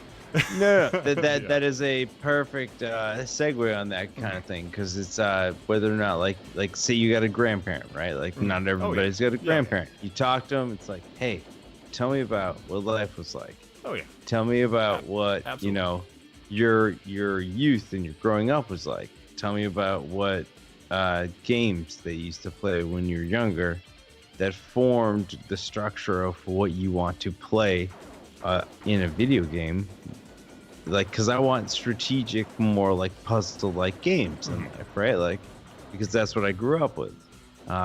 Less flash and bang from like a visual perspective. And it's a nice thing to know that there are other people out there that are interested in that kind of thing. So I have to know. So you were writing a paper about the SVP/FX chip. What is your major? What are you going for? So I didn't necessarily write about that. I half-assed a paper based on stuff that you wrote and or you spoke of, and what Wrestling with Gaming spoke of regarding Sega. Okay. And the whole thing about Sega. That would be if any friggin' business school ever was coherent enough to actually actually present stuff to people that would be interesting. That would be a great case study. So if you're talking about international business, the way that Sega worked with their Japanese partner and their American partner, that is just like the most distinct and awful version of like not touching base, right? It's like, yeah, man, I'm making the 32X. It's like, yeah, we're making the Saturn. It's like, all right, cool, man. We're gonna throw the 32X out in front of the Saturn, like for a hot minute, like for like a week. It's gonna be cool. Like, it's like, no, it's not cool. Well, so here's God, like, man, like, so I've been putting together a whole thing about the 32X for a while, and the reason why I haven't actually followed forward on it because I genuinely have a distaste and a dislike of the Saturn, to where every time I write, I end up just being like confirmation biased about why I hate the Saturn. So You disgust me. Yeah, I've never actually played a Saturn. Oh, yeah, fair enough. I mean, a lot of people, they're like, oh, it's the most underrated system of all time. They absolutely love the Saturn. Me, I hate it. So, like, I just can't put a paper together where it doesn't turn into a hit piece. So I've had to sit back and try and make something and write it multiple different times where I'm not being that way. Because, like, it's ultimately, I believe the 32X would have been, like, a good way for Sega to bridge the gap between them and the PlayStation, and then bide their time and build a system that would have been truly innovative. Where the Saturn, in my opinion, is entirely reactionary. Yeah. So actually, you're not wrong. Tom Kalinsk also hates the Saturn. Oh yeah. He wanted to 100% scrap the Saturn and just go straight to Dreamcast and extend the life of the Genesis. So you have the same. Yeah, it would have honestly. I think it would have saved. They would have kept him in the console business, in my opinion. I think they could have pushed the Genesis easily to 97 or 98 with 32X add-on, like no problem. Yeah, but they would have had to skip the CD. No, the CD already came out in '91. Like the CD was out way early. But if they had just gone straight to the 32X, and they'd had just like the pump and dump add-on, they would have been fine. Oh yeah, so here's the weird thing. So like what I was talking about earlier, how like this history is disappearing, right? Because these people are passing away. So like Joe Miller, for example, was the head hardware engineer for Sega of America, and he was the guy primarily behind making the 32X, and basically like making the Sega CD viable for American game producers, because like here's the weird thing. So like when Sega of Japan sent Sega of America a Sega CD, they had broken it to where it didn't work. It made no sense. So like Joe Miller had to sit there and jury rig the thing to make it functional. So like he was the guy that got all that stuff off the ground. And so if we recorded, if people had interviewed him more and talked about his insights into what was going on in Sega at the time, we'd have a much better idea.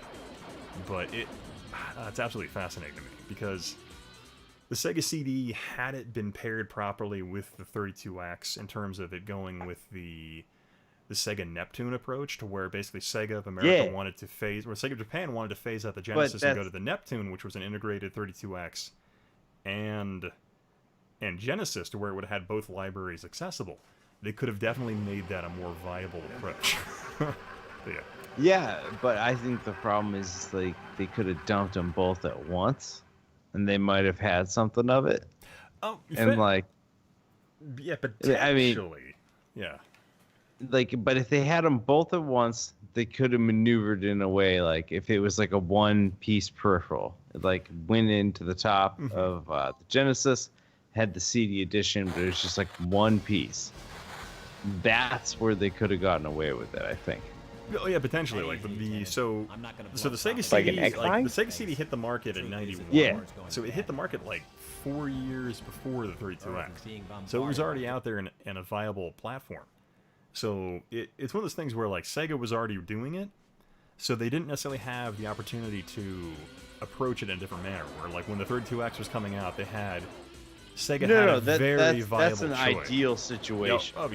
Oh yeah. So you're going with the what if it Yeah, would have like been perfect. if you could have, gotcha. you could have, put it out in one piece of hardware, Mhm. but otherwise no good. It's a discoordination between like two different offices. So here, like here's for sure. So here's like the funny thing. So like NEC, like as a company, they had the opportunity where they launched the TurboGrafx. Turbo CD. Yeah, then they launched the Turbo CD, and then they launched the Turbo Duo in the United States, and ultimately those were just massive failures. So it's just crazy in terms of like NEC, a company with financial resources equaling that of Sony, couldn't make it work because they didn't understand marketing. It's really intriguing, but yet Sega still outperformed them in most of the terms. And considering like the Sega CD is considered a failure, even though but they performed exponentially better than NEC did. Yeah, they got a phenomenal marketing campaign behind it. So my question to you then, to both of you, I'm sorry, I know you're a historic nerd. The other gentleman we're talking with right now, Andrew A. Squared Gaming. Andrew A. Squared Gaming.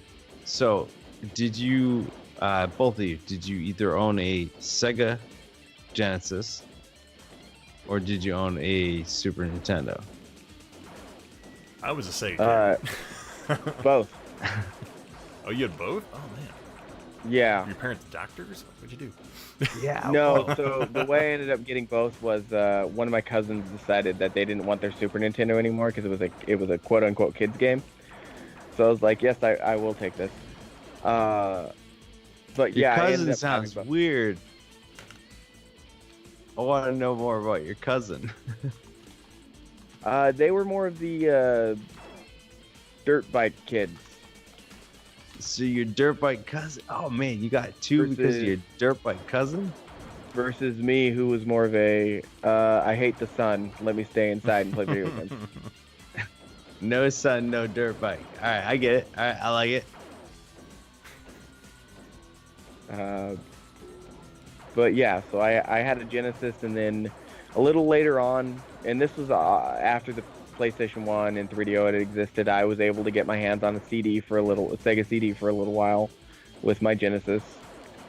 Both those fried, and at the time the internet was in its infancy, so I didn't really understand how to repair either of those. And now later in life, did you have the side mount one or the top mount one?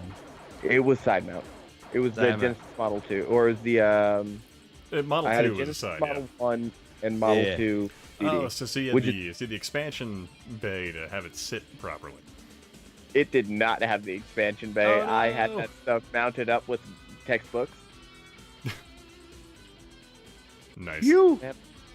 I'm not made of money. I have the funny thing. I have both those now. Like I have both the Model 1 and Model 2 Sega CD. Just because ultimately, like the reason why I went and got a Model 1 was just because it's like one of the most attractive looking pieces of. Yeah, it sucks. Of like, oh, well, I mean, like so, like in terms of like, okay, let's say like visually, it looks great, right? But like design wise, it is the worst choices you could ever make in terms of making a product. Like so, like let's say so. So okay, get this. So with a Sega CD, so with a Sega CD1, in order to inject the CD or to eject the CD tray, you have to hit the fucking start button on the controller. And then to make it go in, you have to again hit another button on the controller. There's no analog control. But that's for like the drive modern tray. sophistication, man. That's No, 21st century. Are you kidding me? Like, you want to go hit a button on that? Well, no, let's talk about that. Like, yeah, it's a great idea in concept, but in terms of how people were breaking these things left and right by the hundreds of thousands because of how they designed the sell interface. Another one. Yeah, it's just like to me, I'm like, no fucking wonder people were like going like, oh yeah, my Model 1 broke. You're like, yeah, because they made the interface just the dumbest thing possible. No, that's because they didn't love it and they didn't treat it nice. They didn't bother to pay attention while they were. No, they should have hugged it and kissed it and told it was important to them. But I mean, like, that's what they should have done, and they didn't. But from a consumer standpoint, it has a lot of flaws. But ultimately, it is the most visually attractive piece of hi-fi equipment you can buy for your house. Not to mention it had what was called the claw grab, right? So it had those two arms that came up to it, so it sat in a weird way with your Model 1. Mm-hmm. You're getting all grabby like that, aren't you? I've seen any Model 1 CDs with a broken left or right arm. Like, that's just mind-boggling. Oh yeah, because like, again, it goes into that design flaw. But yeah. No, the Model 2 was a much better design. Like, Oh, yeah, it was Model like... 2 is a beautiful design in terms of like the simplicity and the way it functions. Yeah. I will ask you, would you prefer a Model 1 NES or a Model 2 NES? So I have a funny story to tell you. Listen, you son of a bitch! You're gonna start talking Oh about my God. how you like how it's always gonna load, and I know that. But what I'm saying is, what's prettier looking? That's what we're talking about for me, with absolutely. the Sega CD. So the Model 1 is definitely way more attractive than the Model 2. But Yeah. then again, so the Model 1 to me also has to do with the fact that like I got into giant fist fights with my brother over the Model 1. So I can tell that my brother. Is that something we should talk? Do we want to go? Is this a podcast? Are we going into that? That's my dream to come to. I mean, we can talk about the fact that like so the Model 1 freaking NES resulted in my two brothers and myself having just gigantic fist fights over who got to play. So I will have an inevitable, just eternal fondness for the Model 1 NES. Of course, right, dude. I'm literally in the exact same boat with you. I still have my Model 1 NES hooked up, and that was the Model 1 that we would beat the shit out of each other with, not with, but over to play Punch-Out or DuckTales or Super Mario Brothers 3. So, okay. So what you gotta do with that NES? So if you got one, how many people we got listening? We got like 12 people listening. Let's tell them. We'll tell them all about it. So here's the deal: if you got an NES, you're gonna get that pin connector. That's where your cartridge is going in. Okay. You're right. The 72 pin. Yeah, 72 pins is gonna cost problems, and you could buy a new pin connector, or you could take a pair of sunglasses. All right. And I'm telling you, these got to be the cheapest sunglasses. They got to be the plastic ones.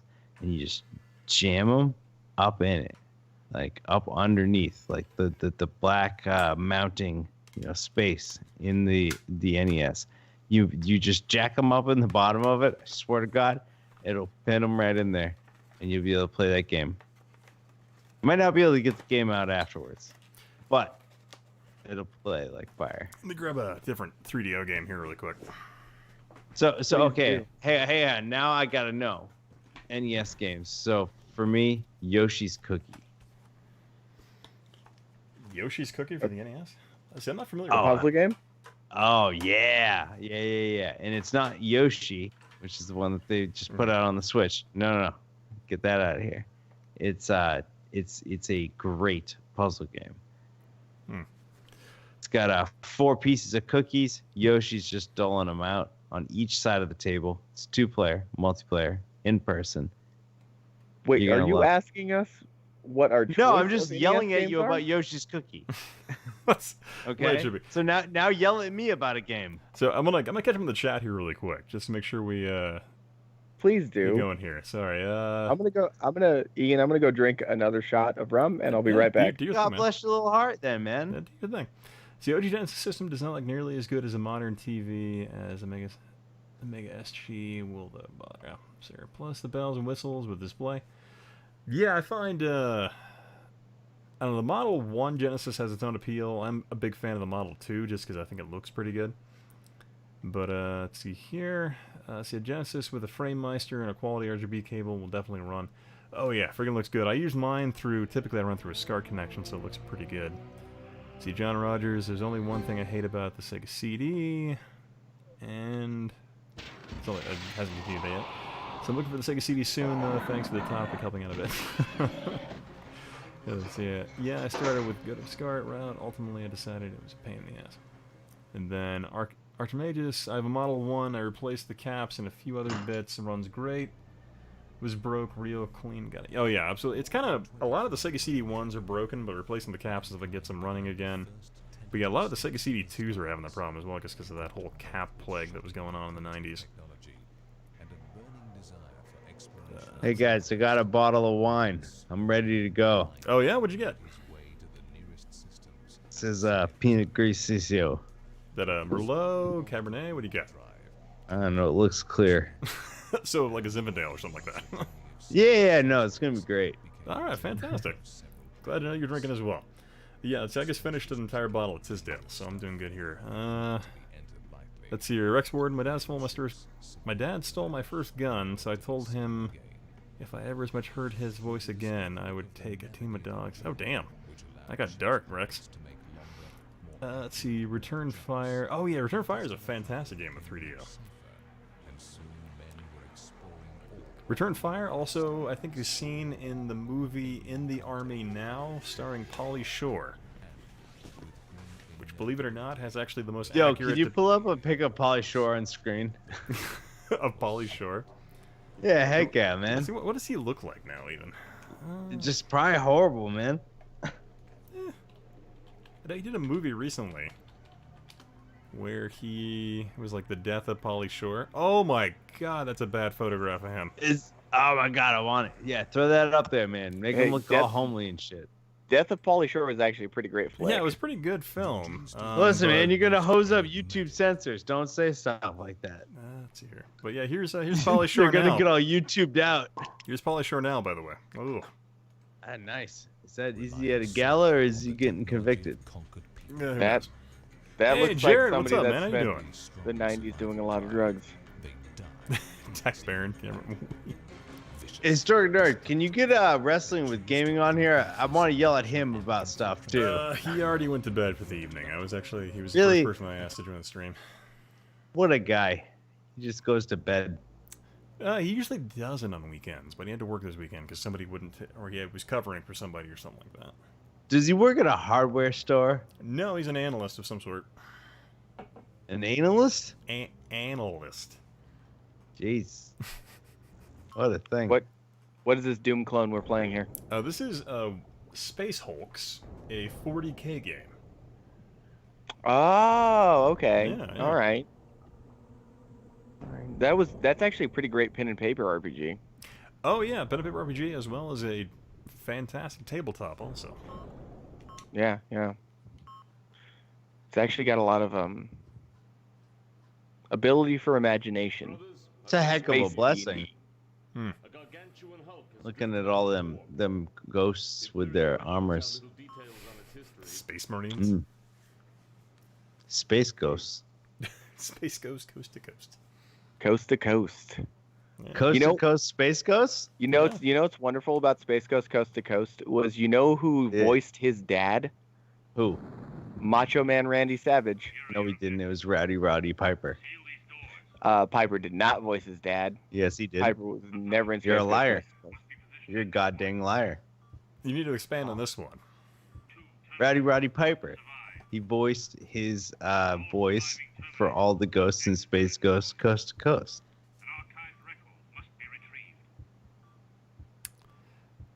Pretty much every time. I would need an IMDb source on this one. I don't know enough about that. All I remember Rowdy Piper from is They Live? Yeah. Oh yeah. They Live. Come here to kick ass and chew bubblegum. He was also in They got him in Saints Row. They threw him in there too right before he died. Oh yeah. Yeah, of course. And Space Ghost from Coast to Coast. Rowdy Piper. Dude, no. It was Macho Man. How dare you? How dare you? How dare you? I have multiple. You're gonna throw a guy in there with a bustier and a blouse. You're gonna throw that in there and you're gonna say that's as good as Roddy Piper. Now you sound like you're talking about Tim Curry from. Tim Curry. How dare you? You think I'm talking about Tim Arnold? I'm not gonna listen to it. Tim Curry from. Tim Arnold's not a person. No, Tim. Tim Allen? You combine Tom Arnold and Tim Allen. Who the hell is talking about Tim Allen right now? This is irrelevant. You are. I can't. You are. You are. Oh, okay. I think you're thinking about Tim Curry from. No, I'm thinking about Tim Allen from Tool Time. Yeah. He described Tim Curry from Rocky Horror. From Rocky Horror Picture Show. That's. Oh well, I didn't know we were talking a drag scenario. I could picture Tim Allen in drag. It's not a problem. Oh man, Tim Allen just needs to stop. What, you don't like drag? No, Last man this Tim Allen just needs to stop making anything. He stopped being relevant after the Santa Claus films. How often has he been doing drag? I don't think he's done any drag, but yeah, I think I would make it more interesting. Oh man, can I DM you with some private messages? Oh Jesus! I got a bunch of Tim Allen I got a drag. I got a whole folder of Tim Allen here. Dude, I have a special hard drive for that. You're about to end on some weird. Tim Allen doesn't do drag. He does lines of cocaine. Yeah. Yeah, no, that's what. So, all right, yeah, we have. What's your friend's name again? Oh, you got A Squared Gaming here? Oh yeah, A Squared Gaming. Yeah, yeah. No, he thinks I actually have Tim Allen porn. I do. A Squared. I have it just for you. I believe you. It's smart for you. Marvelous. Do you want to get naughty, A Squared? Let's see here. Let's switch games because Space Hulks I forgot is a giant pain in the ass. Can we bring somebody else in from the chat there that wants to hang out? Let's just get weird.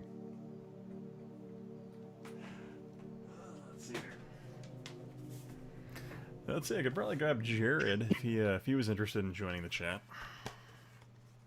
Jared, from get in here. Avalanche Reviews. Jared, as long as you get on this chat room, you'll be fine. But so you're writing a college paper. So your major you said was business? Dude, I already wrote that thing like 8 semesters ago. 8 semesters ago? Was that long ago? Wow. No, but not 8. But like it was just it's a paper I wrote because it was interesting to think about the whole idea of gaming with Sega and their dispersion between 2 continents and not being able to coordinate properly. Yeah. Accurate. Very accurate. Yeah. Yeah, I actually cited you, and it was kind of funny. Fantastic. Yeah. So anyway, where the fuck's this Jared guy? I don't know. We require if he wanted to join or not. Let's see here. Jared, let's get ready. Let the Ian. arch bless you with his sweat. Yes, Why is Laserdisc the greatest movie medium of all time? Fucking 2.1 surround balanced. That's why. Fucking, Fuck you know that yes. shit with DVD or fucking Blu-ray. Fucking best video input format ever. Damn straight. Dang. But yeah. Who's that archmagus talking about sweaty voices? Pirate in the galaxy has his sights set on Earth. Geared I think that's Swarthy. Supreme overlord of the Arcturian Sweaty. Empire is mobilizing for a massive invasion into the heart of the Terran. Get swarthy in here.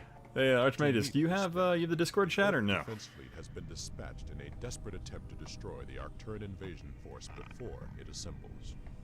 Archmagus, Terran use your scientists vocal discovered the parts existence to of get the sassy. warplanes, mysterious phenomena allowing the transfer of matter between distant worlds. Get him in here. Oh, dude, Ian, actually, my local game store, the one I normally shop at, the one I got like DuckTales 2 and Rule of Rose at, they have a fucking laser active with the Genesis pack in there.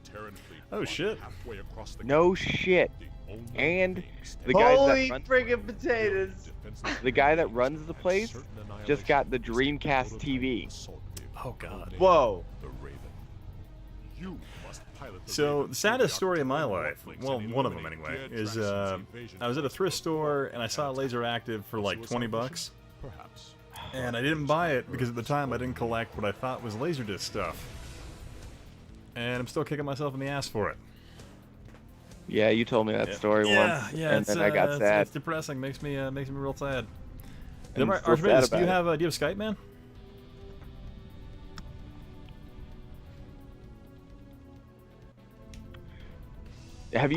Ian, have you seen that? It's called the Dreamcast Diver TV, is what it's been nicknamed. It's either like blue or whatever, and it's that incorporated all in one. Yeah. All right. Yeah. All right. What in the hell? I'm looking this shit up right now. Yeah, it's a little fascinating little box. It's kind of, I don't know. Dreamcast Diver TV? Yeah, it's kind of like an all-in-one CRT TV with an incorporated Dreamcast. Oh, it's heinous and amazing. Oh yeah, it's got kind of a nice 1950s kind of aesthetic to it. It's kind of interesting. Why did they make it's this? so awesome. I love it. I don't know. Honestly, it's one of those things where I don't really quite understand why they made it. Just because ultimately the crap, Dreamcast at that time wasn't doing well, so it didn't really make a lot So of sense. how much is is that fucking fucking that worth? I've heard that it was couple for Just a couple Japanese hundred? hotels. Yeah, about then. You know, Japanese hotels? Hey, easy. What's Did they up, do man? How stuff you with doing? the antennas? I think the antennas were kind of relevant to some of the design aesthetics they're going for in some Dreamcast I titles. thought it, Like maybe if you're like hanging out with Amy Rose and you're getting weird. I don't approve of that shit, but I'm just saying. No dice. Fun. Dude, Ian, have you gone to Game On Expo in Arizona? No, I haven't gone that far south yet. I typically go to Portland Retro Gaming Expo. I did not to go that far. Oh man, you should. It's pretty cool. So I think I'll have to in the future. But When I was- Archmagus, do you have Skype, man? Like you on? Junji. What? I don't know. I thought Andrew was still talking. No, I'm good. No, okay. All right. I was gonna say when I went, somebody did have the NES Sharp TV that they brought in, and we're letting people play on it. Ah, okay. What was that like? I mean, it was a TV with a Nintendo Entertainment System built into it. It was pretty dope. Oh, the Sharp one. They were putting Yeah, I all know, those but hotel what I'm rooms saying back is, in the day. Yeah. Was there an advantage to it? Like, did you like see some like any perks, any disadvantages? Like, what did you feel about it? Sure, 'Cause thanks, that's Easy. A weird thing to get an opportunity to play. I think it was a collector's piece. The video So quality not was so good. pretty good, since it was built directly into the TV. Yeah, didn't worry about Gotcha. any of those going AV or RF, just going directly in a different way in particular. Yeah, exactly.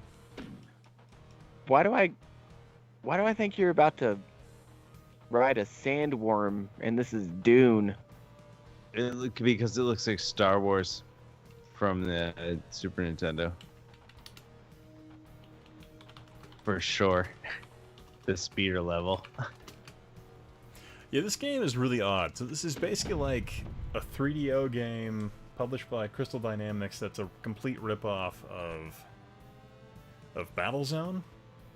But what's really weird is like design elements from this game end up in other games like Star Siege Tribes later on.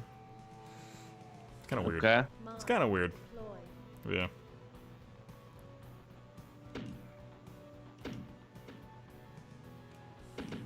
Oh, my brother, actually, this was kind of cool. My brother's, because of his work, has to travel to Japan like every 2 months or so. Mm-hmm.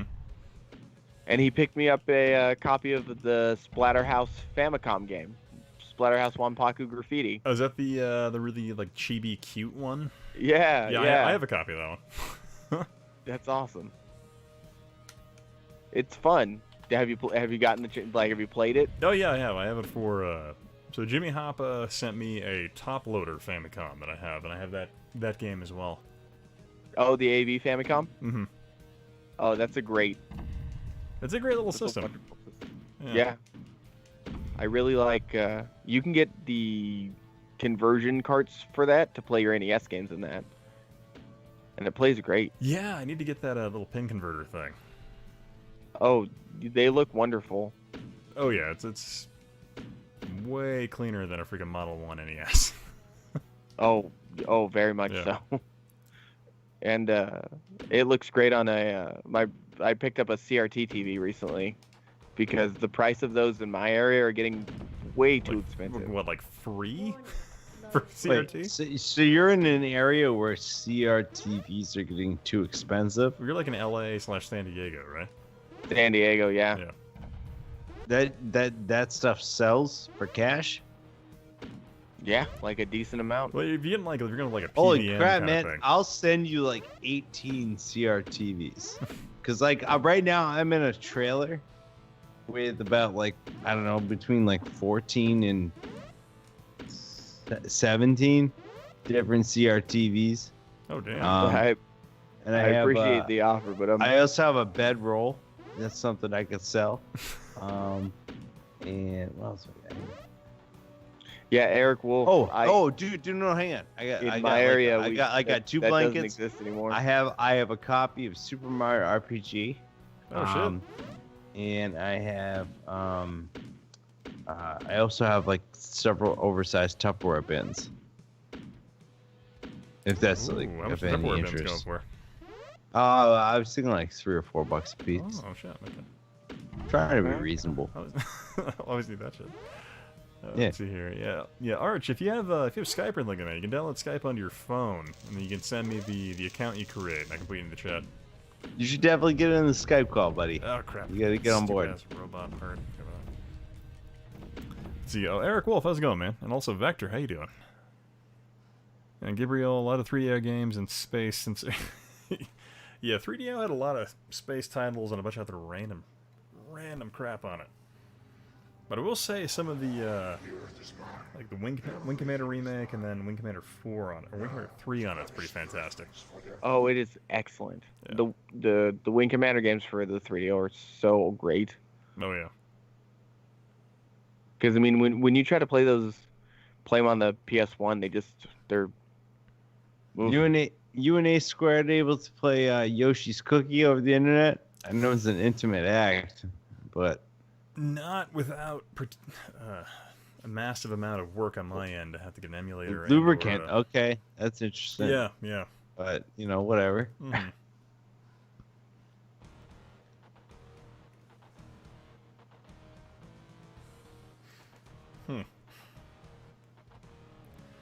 Yeah, so like Yoshi's Cookie, I'd have to go and track down either a legitimate copy of the game or get the emulator, or get an emulator and the ROM.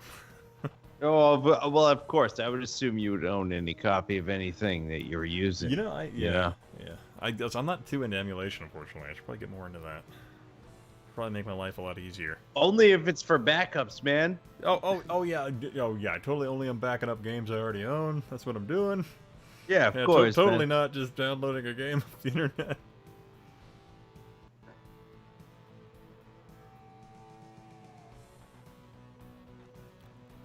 So what do you got next?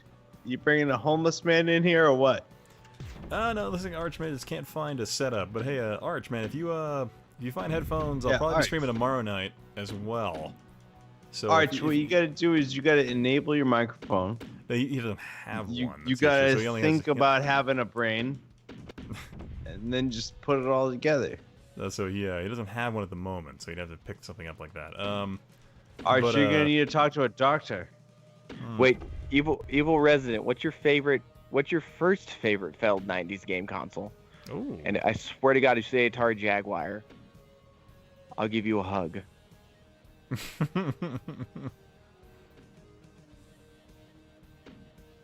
Because I gotta know. Who are you asking? So we have in the chat, Evil Resident saying this is his favorite. Evil Resident needs to get a microphone. No, different gentleman. Different guy, dog. Listen, boys, I'm trying my best here. Yeah. But yeah, Arch, tomorrow night, man, if you find a mic and set up a Skype account, definitely bring you on, man. Didn't the TurboGrafx come out in '89? Yeah, it came out like basically directly against the Genesis, essentially. So it was '89, yeah. It's definitely, yeah. 88. But I mean, like, wait, was it '88? Genesis was an '89 console in the U.S. I guess it depends on what reason he's talking about. I'm talking about the Bible. The Bible. I read it once. Yeah, Bible, 1988. That's when it came out, published. Yeah, exactly. Yeah. It was no. Directly translated from Latin to English. Bible came out right about around 88. Let's be real here. King James Because version. people had to take some time to write it because it was after JC, right? It's like Jesus is happening or whatever people are into. Yeah, GC. Right? He happened at like the 0 year, this right? Is around JC's crisscross period. Yeah, and then like how long does it take to actually write a Bible? G-Bro, It'd take a hot minute. I like your theory on consoles. I feel like that's your theory on life. There's no failed consoles unless bootlegs. Just consoles appealing less to the majority. I'm cool with that, brother. Yeah, I'm cool with yes. Yeah, hang on. What do you know about the Pippin? Ooh, that piece of garbage, yeah. So I had a neighbor who had a Pippin because they were like gigantic freaks when it came to like being into the Mac. Did you actually get to get your hands on that shit? Yeah, dude. I played the Journeyman project on that giant, like, freaking stupid boomerang controller with the little freaking trackball in the center. Yeah. So are you guys like actual gamer people? Actual gamer I'd say people? that- What, dude? I'd No, say I for the mean most like part, yeah. I mean that from like a very actually I'll ask this, like I'm gonna turn this in a way that's like interviewing. Are you guys like actually like people who develop games for a living? I do not know. Oh no, not at all. I work in handle- IT, but no, I don't. I work Well- with chemical weapons for a living. Okay, well Dude, that's way sexier than I work in IT. And thanks, man. Yeah. Yeah, I work with chemical weapons. Well, fuck you. I reformatted some dude's computer I yesterday. can tell you an awkward story where I had to go into an area with VX gas, and then had to get all naked afterwards to strip down and fucking clean myself. So yeah, I can tell you that. All right, well tell us that then. I had to teach somebody how to make an email yesterday. Oh boy, So- that's man. So okay, so can either of you guys program? Basic kind of shit, yeah. Jesus Christ, like I don't know, like I stumbled Very upon little you JS. guys. I'm from fucking like New Hampshire, and you guys have been entertaining as hell to me tonight. So he loads the chemtrail tanks on the C-130. Oh yeah, man, you got me. You got me. That's what we do. We Yo. do that to make sure your It's sperm confirmed- counts get lower. And... Hang on, A squared. It's confirmed Alex Jones is one of your reviews. I'm gonna send you an Alex Jones package. It's literally gonna be some vitamins. You're gonna enjoy it. Hang on, I gotta just a thing for Alex Jones packages. Hang on here. I am not Oh my associated God. with, nor do I wish to be associated with Alex Jones. Well, nobody does, but I mean, neither does his wife. Nobody wants it.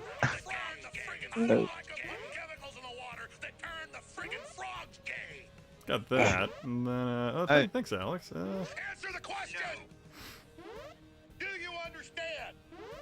Oh my God. That stuff really works on me. You authoritarian. Scum.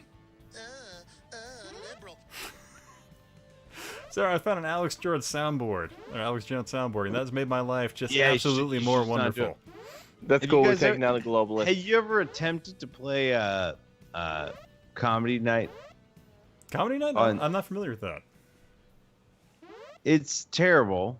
I don't think you could stream it without like losing your channel, man. No, probably not. But it'd be a lot of fun. I'd be down.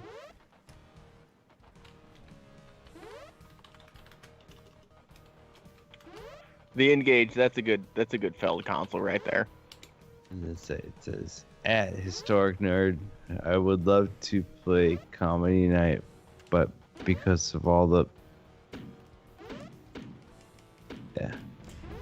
Yeah, I'll probably set that up some point, and I'm ready to lose like 20 subscribers. Yeah, well, just remember, it's fine. It's only 19. Thanks, Archman. Archie Yeah. dope. Oh yeah, the Engage was interesting. I found the so I remember getting the R Zone when I was a kid, because the I'm the sorry. Virtua Boy came out, and they're like, oh, the R Zone. I remember like trying to play that thing because I had the first model. R Zone? Did you ever use the God, R I'm so Zone sorry. or no? No. So the R Zone was Oh, this weird little Lord. thing released from Tiger Electronics, where like it was a red outline LCD game where you had like this little visor you'd wear in your head, and you had to put out a piece of glass, and it would project the game onto it. And the only way this stupid ass little console worked is if you sat in a dark room, and it was just the worst. With a headband. Yeah, You had to put with, the headband with, on. with the console strapped to your forehead. Right. It's And the only way to make it that thing was- work. And what made it so unique was the fact that it was one of the rare Tiger consoles that you had to actually swap the cartridges. Yeah, you had to swap. So, like, essentially, the game was literally like whatever two animated characters fighting each other, and it would just go from there. So, like, basically the cartridge was just the LCD pattern that would dictate the game. And it was just the worst.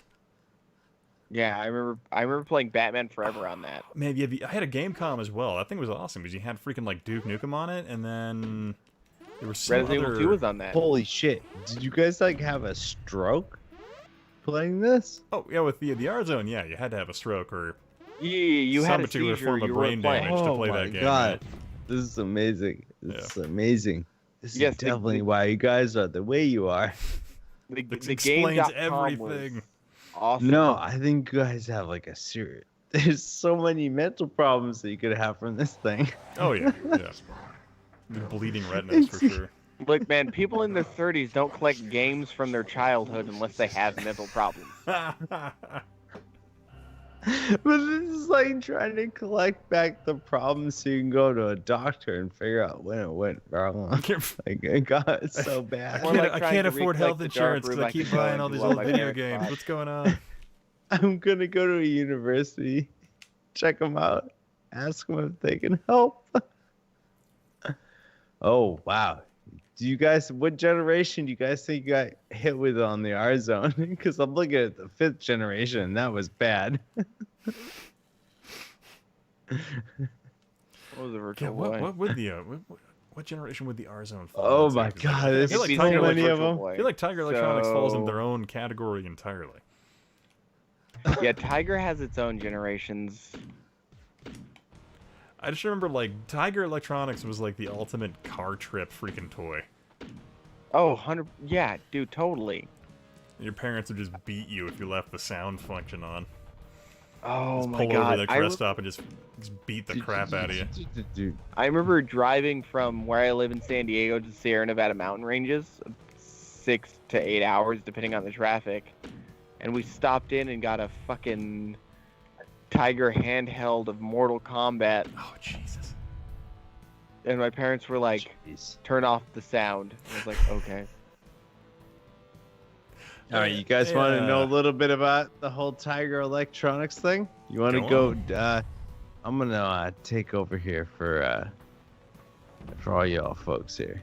Tiger Electronics, also known as Tiger and Tiger Toys, was an American toy manufacturer best known for getting really weird with LCD games.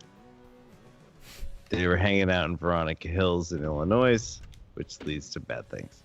Mm-hmm. So, Randy and Gerald and Arnold, they founded the company in 1978, which is not good. This is not good for the whole thing. And then they achieved success with games like 2XL Robot and K-28. Tiger's talking and learning computer in 1984, which is sold worldwide by Kmart and other chain stores. Tiger also achieved success by getting really fucking weird with the Talk Boy, first seen in 1992 in Home Alone. Hashtag Donald Trump. Hashtag getting that Talk Boy. The company's cash cow through much of the 1980s or 90s or whatever the fuck you want was dope. Not good. Did you just read us a summary of the fucking Wikipedia for Tiger Electronics? Yeah. Yeah, Okay. That's the way to do it. I'm not gonna go all the way through. I just gave you a part of it. Well, I said a summary. Summary being the key word there. Yeah. College-educated person, you. I'll be right back. I mean, basically what I'm trying to say is, like, you know, I saw the Donald Trump. Should have made affordable after. Oh, well, I saw him on the roast. Arch, I agree. The roast is fantastic. Arch, they did actually make a attachment where you could play Master System games on your Game Gear. And it was awesome. Dude, can you like screen share on that and show? I don't have that particular attachment, but no, Sega released an attachment that went into your Sega Game Gear to allow you to play Master System games. That's pretty fantastic. Yeah, it's pretty wonderful. Into Master System. Kevin Ball, the lower resolution I picked. I won't lie to you. The only Master System game I've played is Alex Kidd. That's the only one. That's a great one. The lower resolution did present somewhat of a problem, but for turn-based RPGs, it was pretty great. And like Golden Axe or Axe Warrior. I can't remember what the game was called. It was pretty wonderful. I believe it. Gatman 66. Yeah, the Nomad is pretty fucking cool. But here's okay. So yeah, you're talking about that weird ass TV thing, man. The Nomad was the handheld Sega Genesis. Oh, so Gatman, here's the crazy thing about the. Hang on. What were you talking about for the weird one before, though? So I was talking about a Master System attachment for the Game Gear. But hold on, that crazy TV. Oh, that Dreamcast TV. But let me get through this real quick. Gatman 66. The Nomad is awesome, but what's funny about the Nomad is it doesn't have a reset button. So without a reset button, there are certain levels of certain video games you can't beat. Most notably, X-Men 2 and Michael Jackson's Moonwalker, that requires you to actually press the reset button to defeat a level. So the Nomad can't beat those two games. Yeah, it's fucking weird as shit, dude. Okay, I'm back. What I missed? Okay. So, question for you then. I was talking about the Nomad. Yeah, but he's talking about Michael Jackson tunes on Genesis games. Hold on.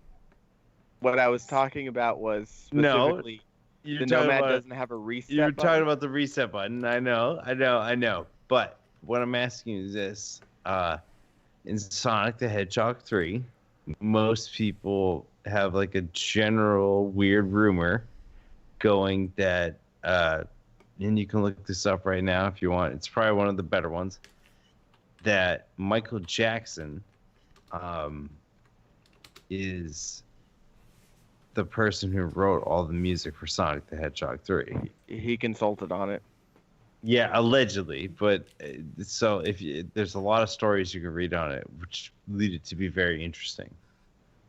So you can see now with the Simpsons, with the we're gonna get rid of the episode with the guy in the mental institution where Michael Jackson plays that. Except for the singing. He didn't particularly like to be cited as like a talent on stuff. So the same thing pertains to Sonic the Hedgehog 3.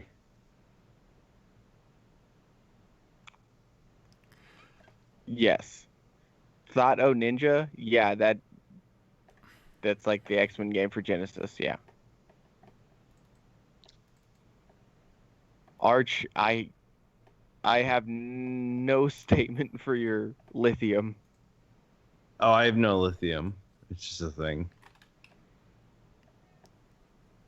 But yeah, no. So what I'm saying is like everything is always dynamic with entertainment and the way it works. Trying to add Game Gramps to the call currently. But yeah, in terms of what's going on with the whole Michael Jackson and his history relating to those events, like the reason why he was removed from Sonic 3 like that was because the initial allegations of him being a pedophile did release. Not during Sonic the Hedgehog. During Sonic the Hedgehog 3, actually they did. That's when they initially dropped from the dentist guy. Who returned. It was like 93, 94, yeah. That's actually when that did happen. So like that's when the initial allegations came out. That's when that happened in Sega, because ultimately, like literally, Michael Jackson would come by and hang out at the Sega offices. So can we agree on this? Michael Jackson is a weird pervert. So we all agree on that, right? So we can agree that we agree on that. So we can agree that a weird pervert. Here's the thing. So we can agree that Michael Jackson was a weird person, but as to whether or not he was a pedophile is still up to debate. Yeah, he was never convicted. But hold on, let me answer some questions in your chat. Oh yeah, weird guy. Yeah. G-Bro, correct. You were stuck on Michael Jackson's Moonwalker because your Genesis 2 reset button was broken. 100%. No. When all those TVs are exploding, you're supposed to hit the reset button, and then you go to the next level. That's fucking weird. That is a brutal childhood that you had to go through. That's like the mutant, God, what was it? The X-Men mutant game that had that problem. X-Men, yeah, the Mojo. That is literally the Michael Jackson getting after you. That's no good. That you had to go through that, and you had to hit the reset button. That's no good. The X-Men on Genesis is absolutely brutal. So the version of 3DO I'm using right now is a Gold Star. Gold Star. So I do have a... so I have an F-01 and an F-02 as well. Let's see here. Michael Jackson was a pervert who was assaulted by perverts at a young age. Evil begets evil, sadly. Yeah, you can say that. So here's the funny thing. So my grandmother, after my grandfather died, remarried an actor who literally, they lived next door to Michael Jackson. And so she was like, when she heard those things, she was like, no, Michael Jackson wasn't that kind of person. But the funny thing is, so when Michael Jackson moved away, and then the Reagans moved in next door, she's like, I can't live here anymore. like Ronald Reagan and his wife. She had to move away. But no, it's the more I learn about you, the more interesting you fucking become, sir. I can tell you a bunch of stories there. But yeah, so that was kind of a thing. But here's a funny thing. So like the initial allegations against Michael Jackson in terms of him being a pedophile came from a dentist and his son, where like the dentist actually used mesterdisserol, which is the truth serum, which you can get in plethora when you're using like pain nullification and other particular things. And he used it to plant a false memory within his son's head. So yeah, and this is all in the court documents. So like the stuff around Michael Jackson and the whole new Leaving Neverland thing, it's all really, really questionable. I mean, like, unfortunately, it's like the fact that like you can't prove yes or no, and Michael Jackson being a very, very odd human being in the first place kind of lends itself to him being a pedophile. But it's just fascinating and really odd stuff. Yeah, before we go too far into this topic. So historian, A squared. What? My question for you. Sure. Is. Okay. Are you okay? What's your question, Doug? Is it? Are you okay? Is the question, am I okay? Yeah, that's the question. Yeah. Are you okay? Are we talking like existentially? Well, I don't know. Are you worried? About? We both have fancy mics. We can talk shit right now. Yeah, but I'm not a failed college student. I don't got shit to talk about. Well, I'm a failed college student. I got shit to talk about. Yeah, you just... Thanks. What the fuck is going on? What did I miss while I was gone? Nothing. We're just hanging out, man. And I talked We're about fine. the Nomad for a little while. Me and A squared are fine. Okay, all right. We're good. We're tight. What were you saying? Beautiful yeah, train Ray wreck. 20, this is a beautiful train wreck. Yeah, absolutely. Historian, what were you saying? We were listening. Yeah, I don't know. I'm not sure where you guys were going with this. I'm, one sec here.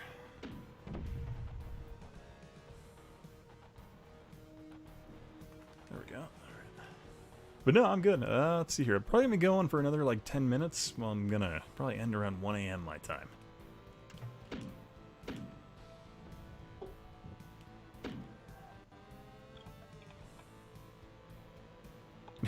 but yeah, there's a lot of fascinating stuff, especially like Michael Jackson and all that. It's really intriguing. But that's one of those. Going back to that, it's one of those examples where you can really kind of go into it. But yeah. So wait, did we lose angry mechanic? No, I'm still here. Oh, okay. Unfortunately, you're still dealing with me. Yeah, maybe, Gabber. You gotta get some extra personnel in the chat here. Extra personnel in the voice chat? Yeah, hell yeah. Well, we're only gonna be going for another about like maybe 10 minutes, so. Oh, I think you could be going. Yeah, probably gonna finish the evening around that time. We'll probably do it again tomorrow night, though. And we died. Well. I'm gonna switch back to Rise of the Robots. Another fantastically awful title. But so, what did I miss about this? Like, failed college student? What happened here? No, that was just that was me being sarcastic. Jokes. Okay. Yeah. No, mostly what I talked about was Gatman66. He made a comment about the Nomad being excellent, and then I explained why certain video games from the Sega Genesis weren't beatable with the Nomad because it didn't have a reset button. Oh, okay. So X-Men didn't have X-Men has a level where you're supposed to hit the reset button. It's called Mojo's World. And then Michael Jackson's Moonwalker, which is what got us started on Michael Jackson, also required you to hit the reset button to defeat a level. See, what game has the best polygon graphics in 3DO? I think Jimmy Hoppa covered it. It's like a random horror survival game that used a shit ton of polygons. Let's see here. Yeah, Gramps, definitely. I'll try and bring you on tomorrow. Bring him on tonight. Well, I tried. I was having a hard time getting a hold of him on Skype, but we'll go this over again when I'm not like. Listen, bud, you gotta bring him on tonight. Hey, Gorilla, how's it going, man? Yeah, I think tomorrow night I'll probably just end up using Discord, which will probably be easier to manage. Yeah, More which than likely. I can help you with. Oh, you never get the call? Shit. Listen, it's going up. Just get rowdy. Get a people on. Get an old man on. You have an old man, you can get onto the phone. We could talk to him. Yeah, I think I'll probably do that too tomorrow night. No, you should definitely do it now. Not you're at tonight. 21. I swear to God, 22. You're gonna have old people on, and it's gonna be great. What's your definition of old? I have to know that. I don't know, like at least like a year older than me. Let's go for 23.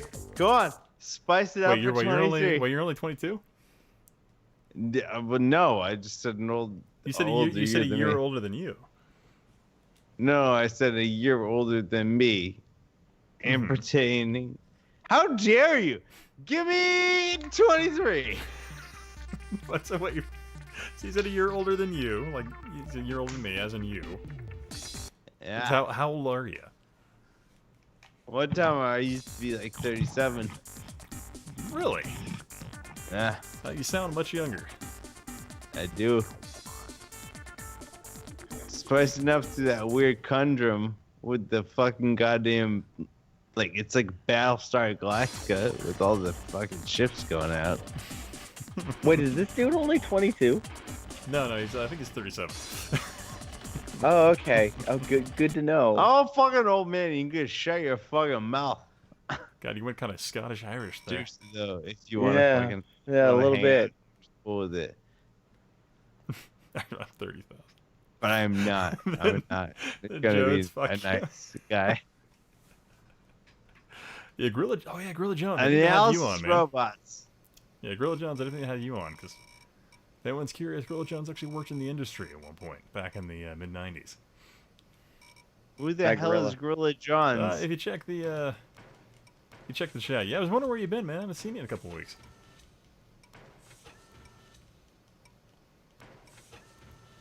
Are you the blue guy or the robot? I am the blue guy. In this game, you're always the blue guy, and you're fighting random fucking robots. Can you like? Gorilla John's get you cock hard and fucking throw it into the blue guy, into the yellow guy. That's what we need. That's exactly how this game works. Exactly. Yep. I'm pretty sure that was a good synopsis. Oh yeah, absolutely perfect. If you were watching the 3D or the CDI version of this game, you'd be saying the same shit. Is this like your standard fighting game? Quarter circle, forward, punch will do something, or is this just jump and hope? This is direction, punch, kick, down makes a different punch, and the whole game is awful. It literally has no. It's the worst game ever made, and it's on everything. It looks pretty good, man. Yeah, I mean it's a pretty game, but it is literally the worst game ever made on the came out on the CDI, 3DO, Super Nintendo, Genesis, and Game Gear. It's just awful on all of them. But yeah. But alright guys, it's 1 a.m. my time, so I'm actually going to go ahead and call the stream an end for the evening. I want to thank everybody for hanging out and showing up and hanging out as long as you have. I'll definitely be back tomorrow night, but I hope you guys have a fantastic day, evening, night, or whatever you're doing. Alright, catch you guys later. It was great hanging out with you, dude. Man. Yeah, definitely. If you guys haven't checked out A Squared Gaming, go check it out. Also, I'm not sure if Angry Mechanic, if you have a channel or anything like that. No, I don't get dick. You don't get? Okay. All right, man. But okay, yeah, sure. Anybody wants to stream tonight? I'll stream a thing or two. I'll be on the internet. All right, do your thing, man. But yeah, God bless America, and everybody have a comfy night with the blanket. God bless. Absolutely. All right, you guys have a great Yeah. night. Thank you guys for hanging out. All right, bye.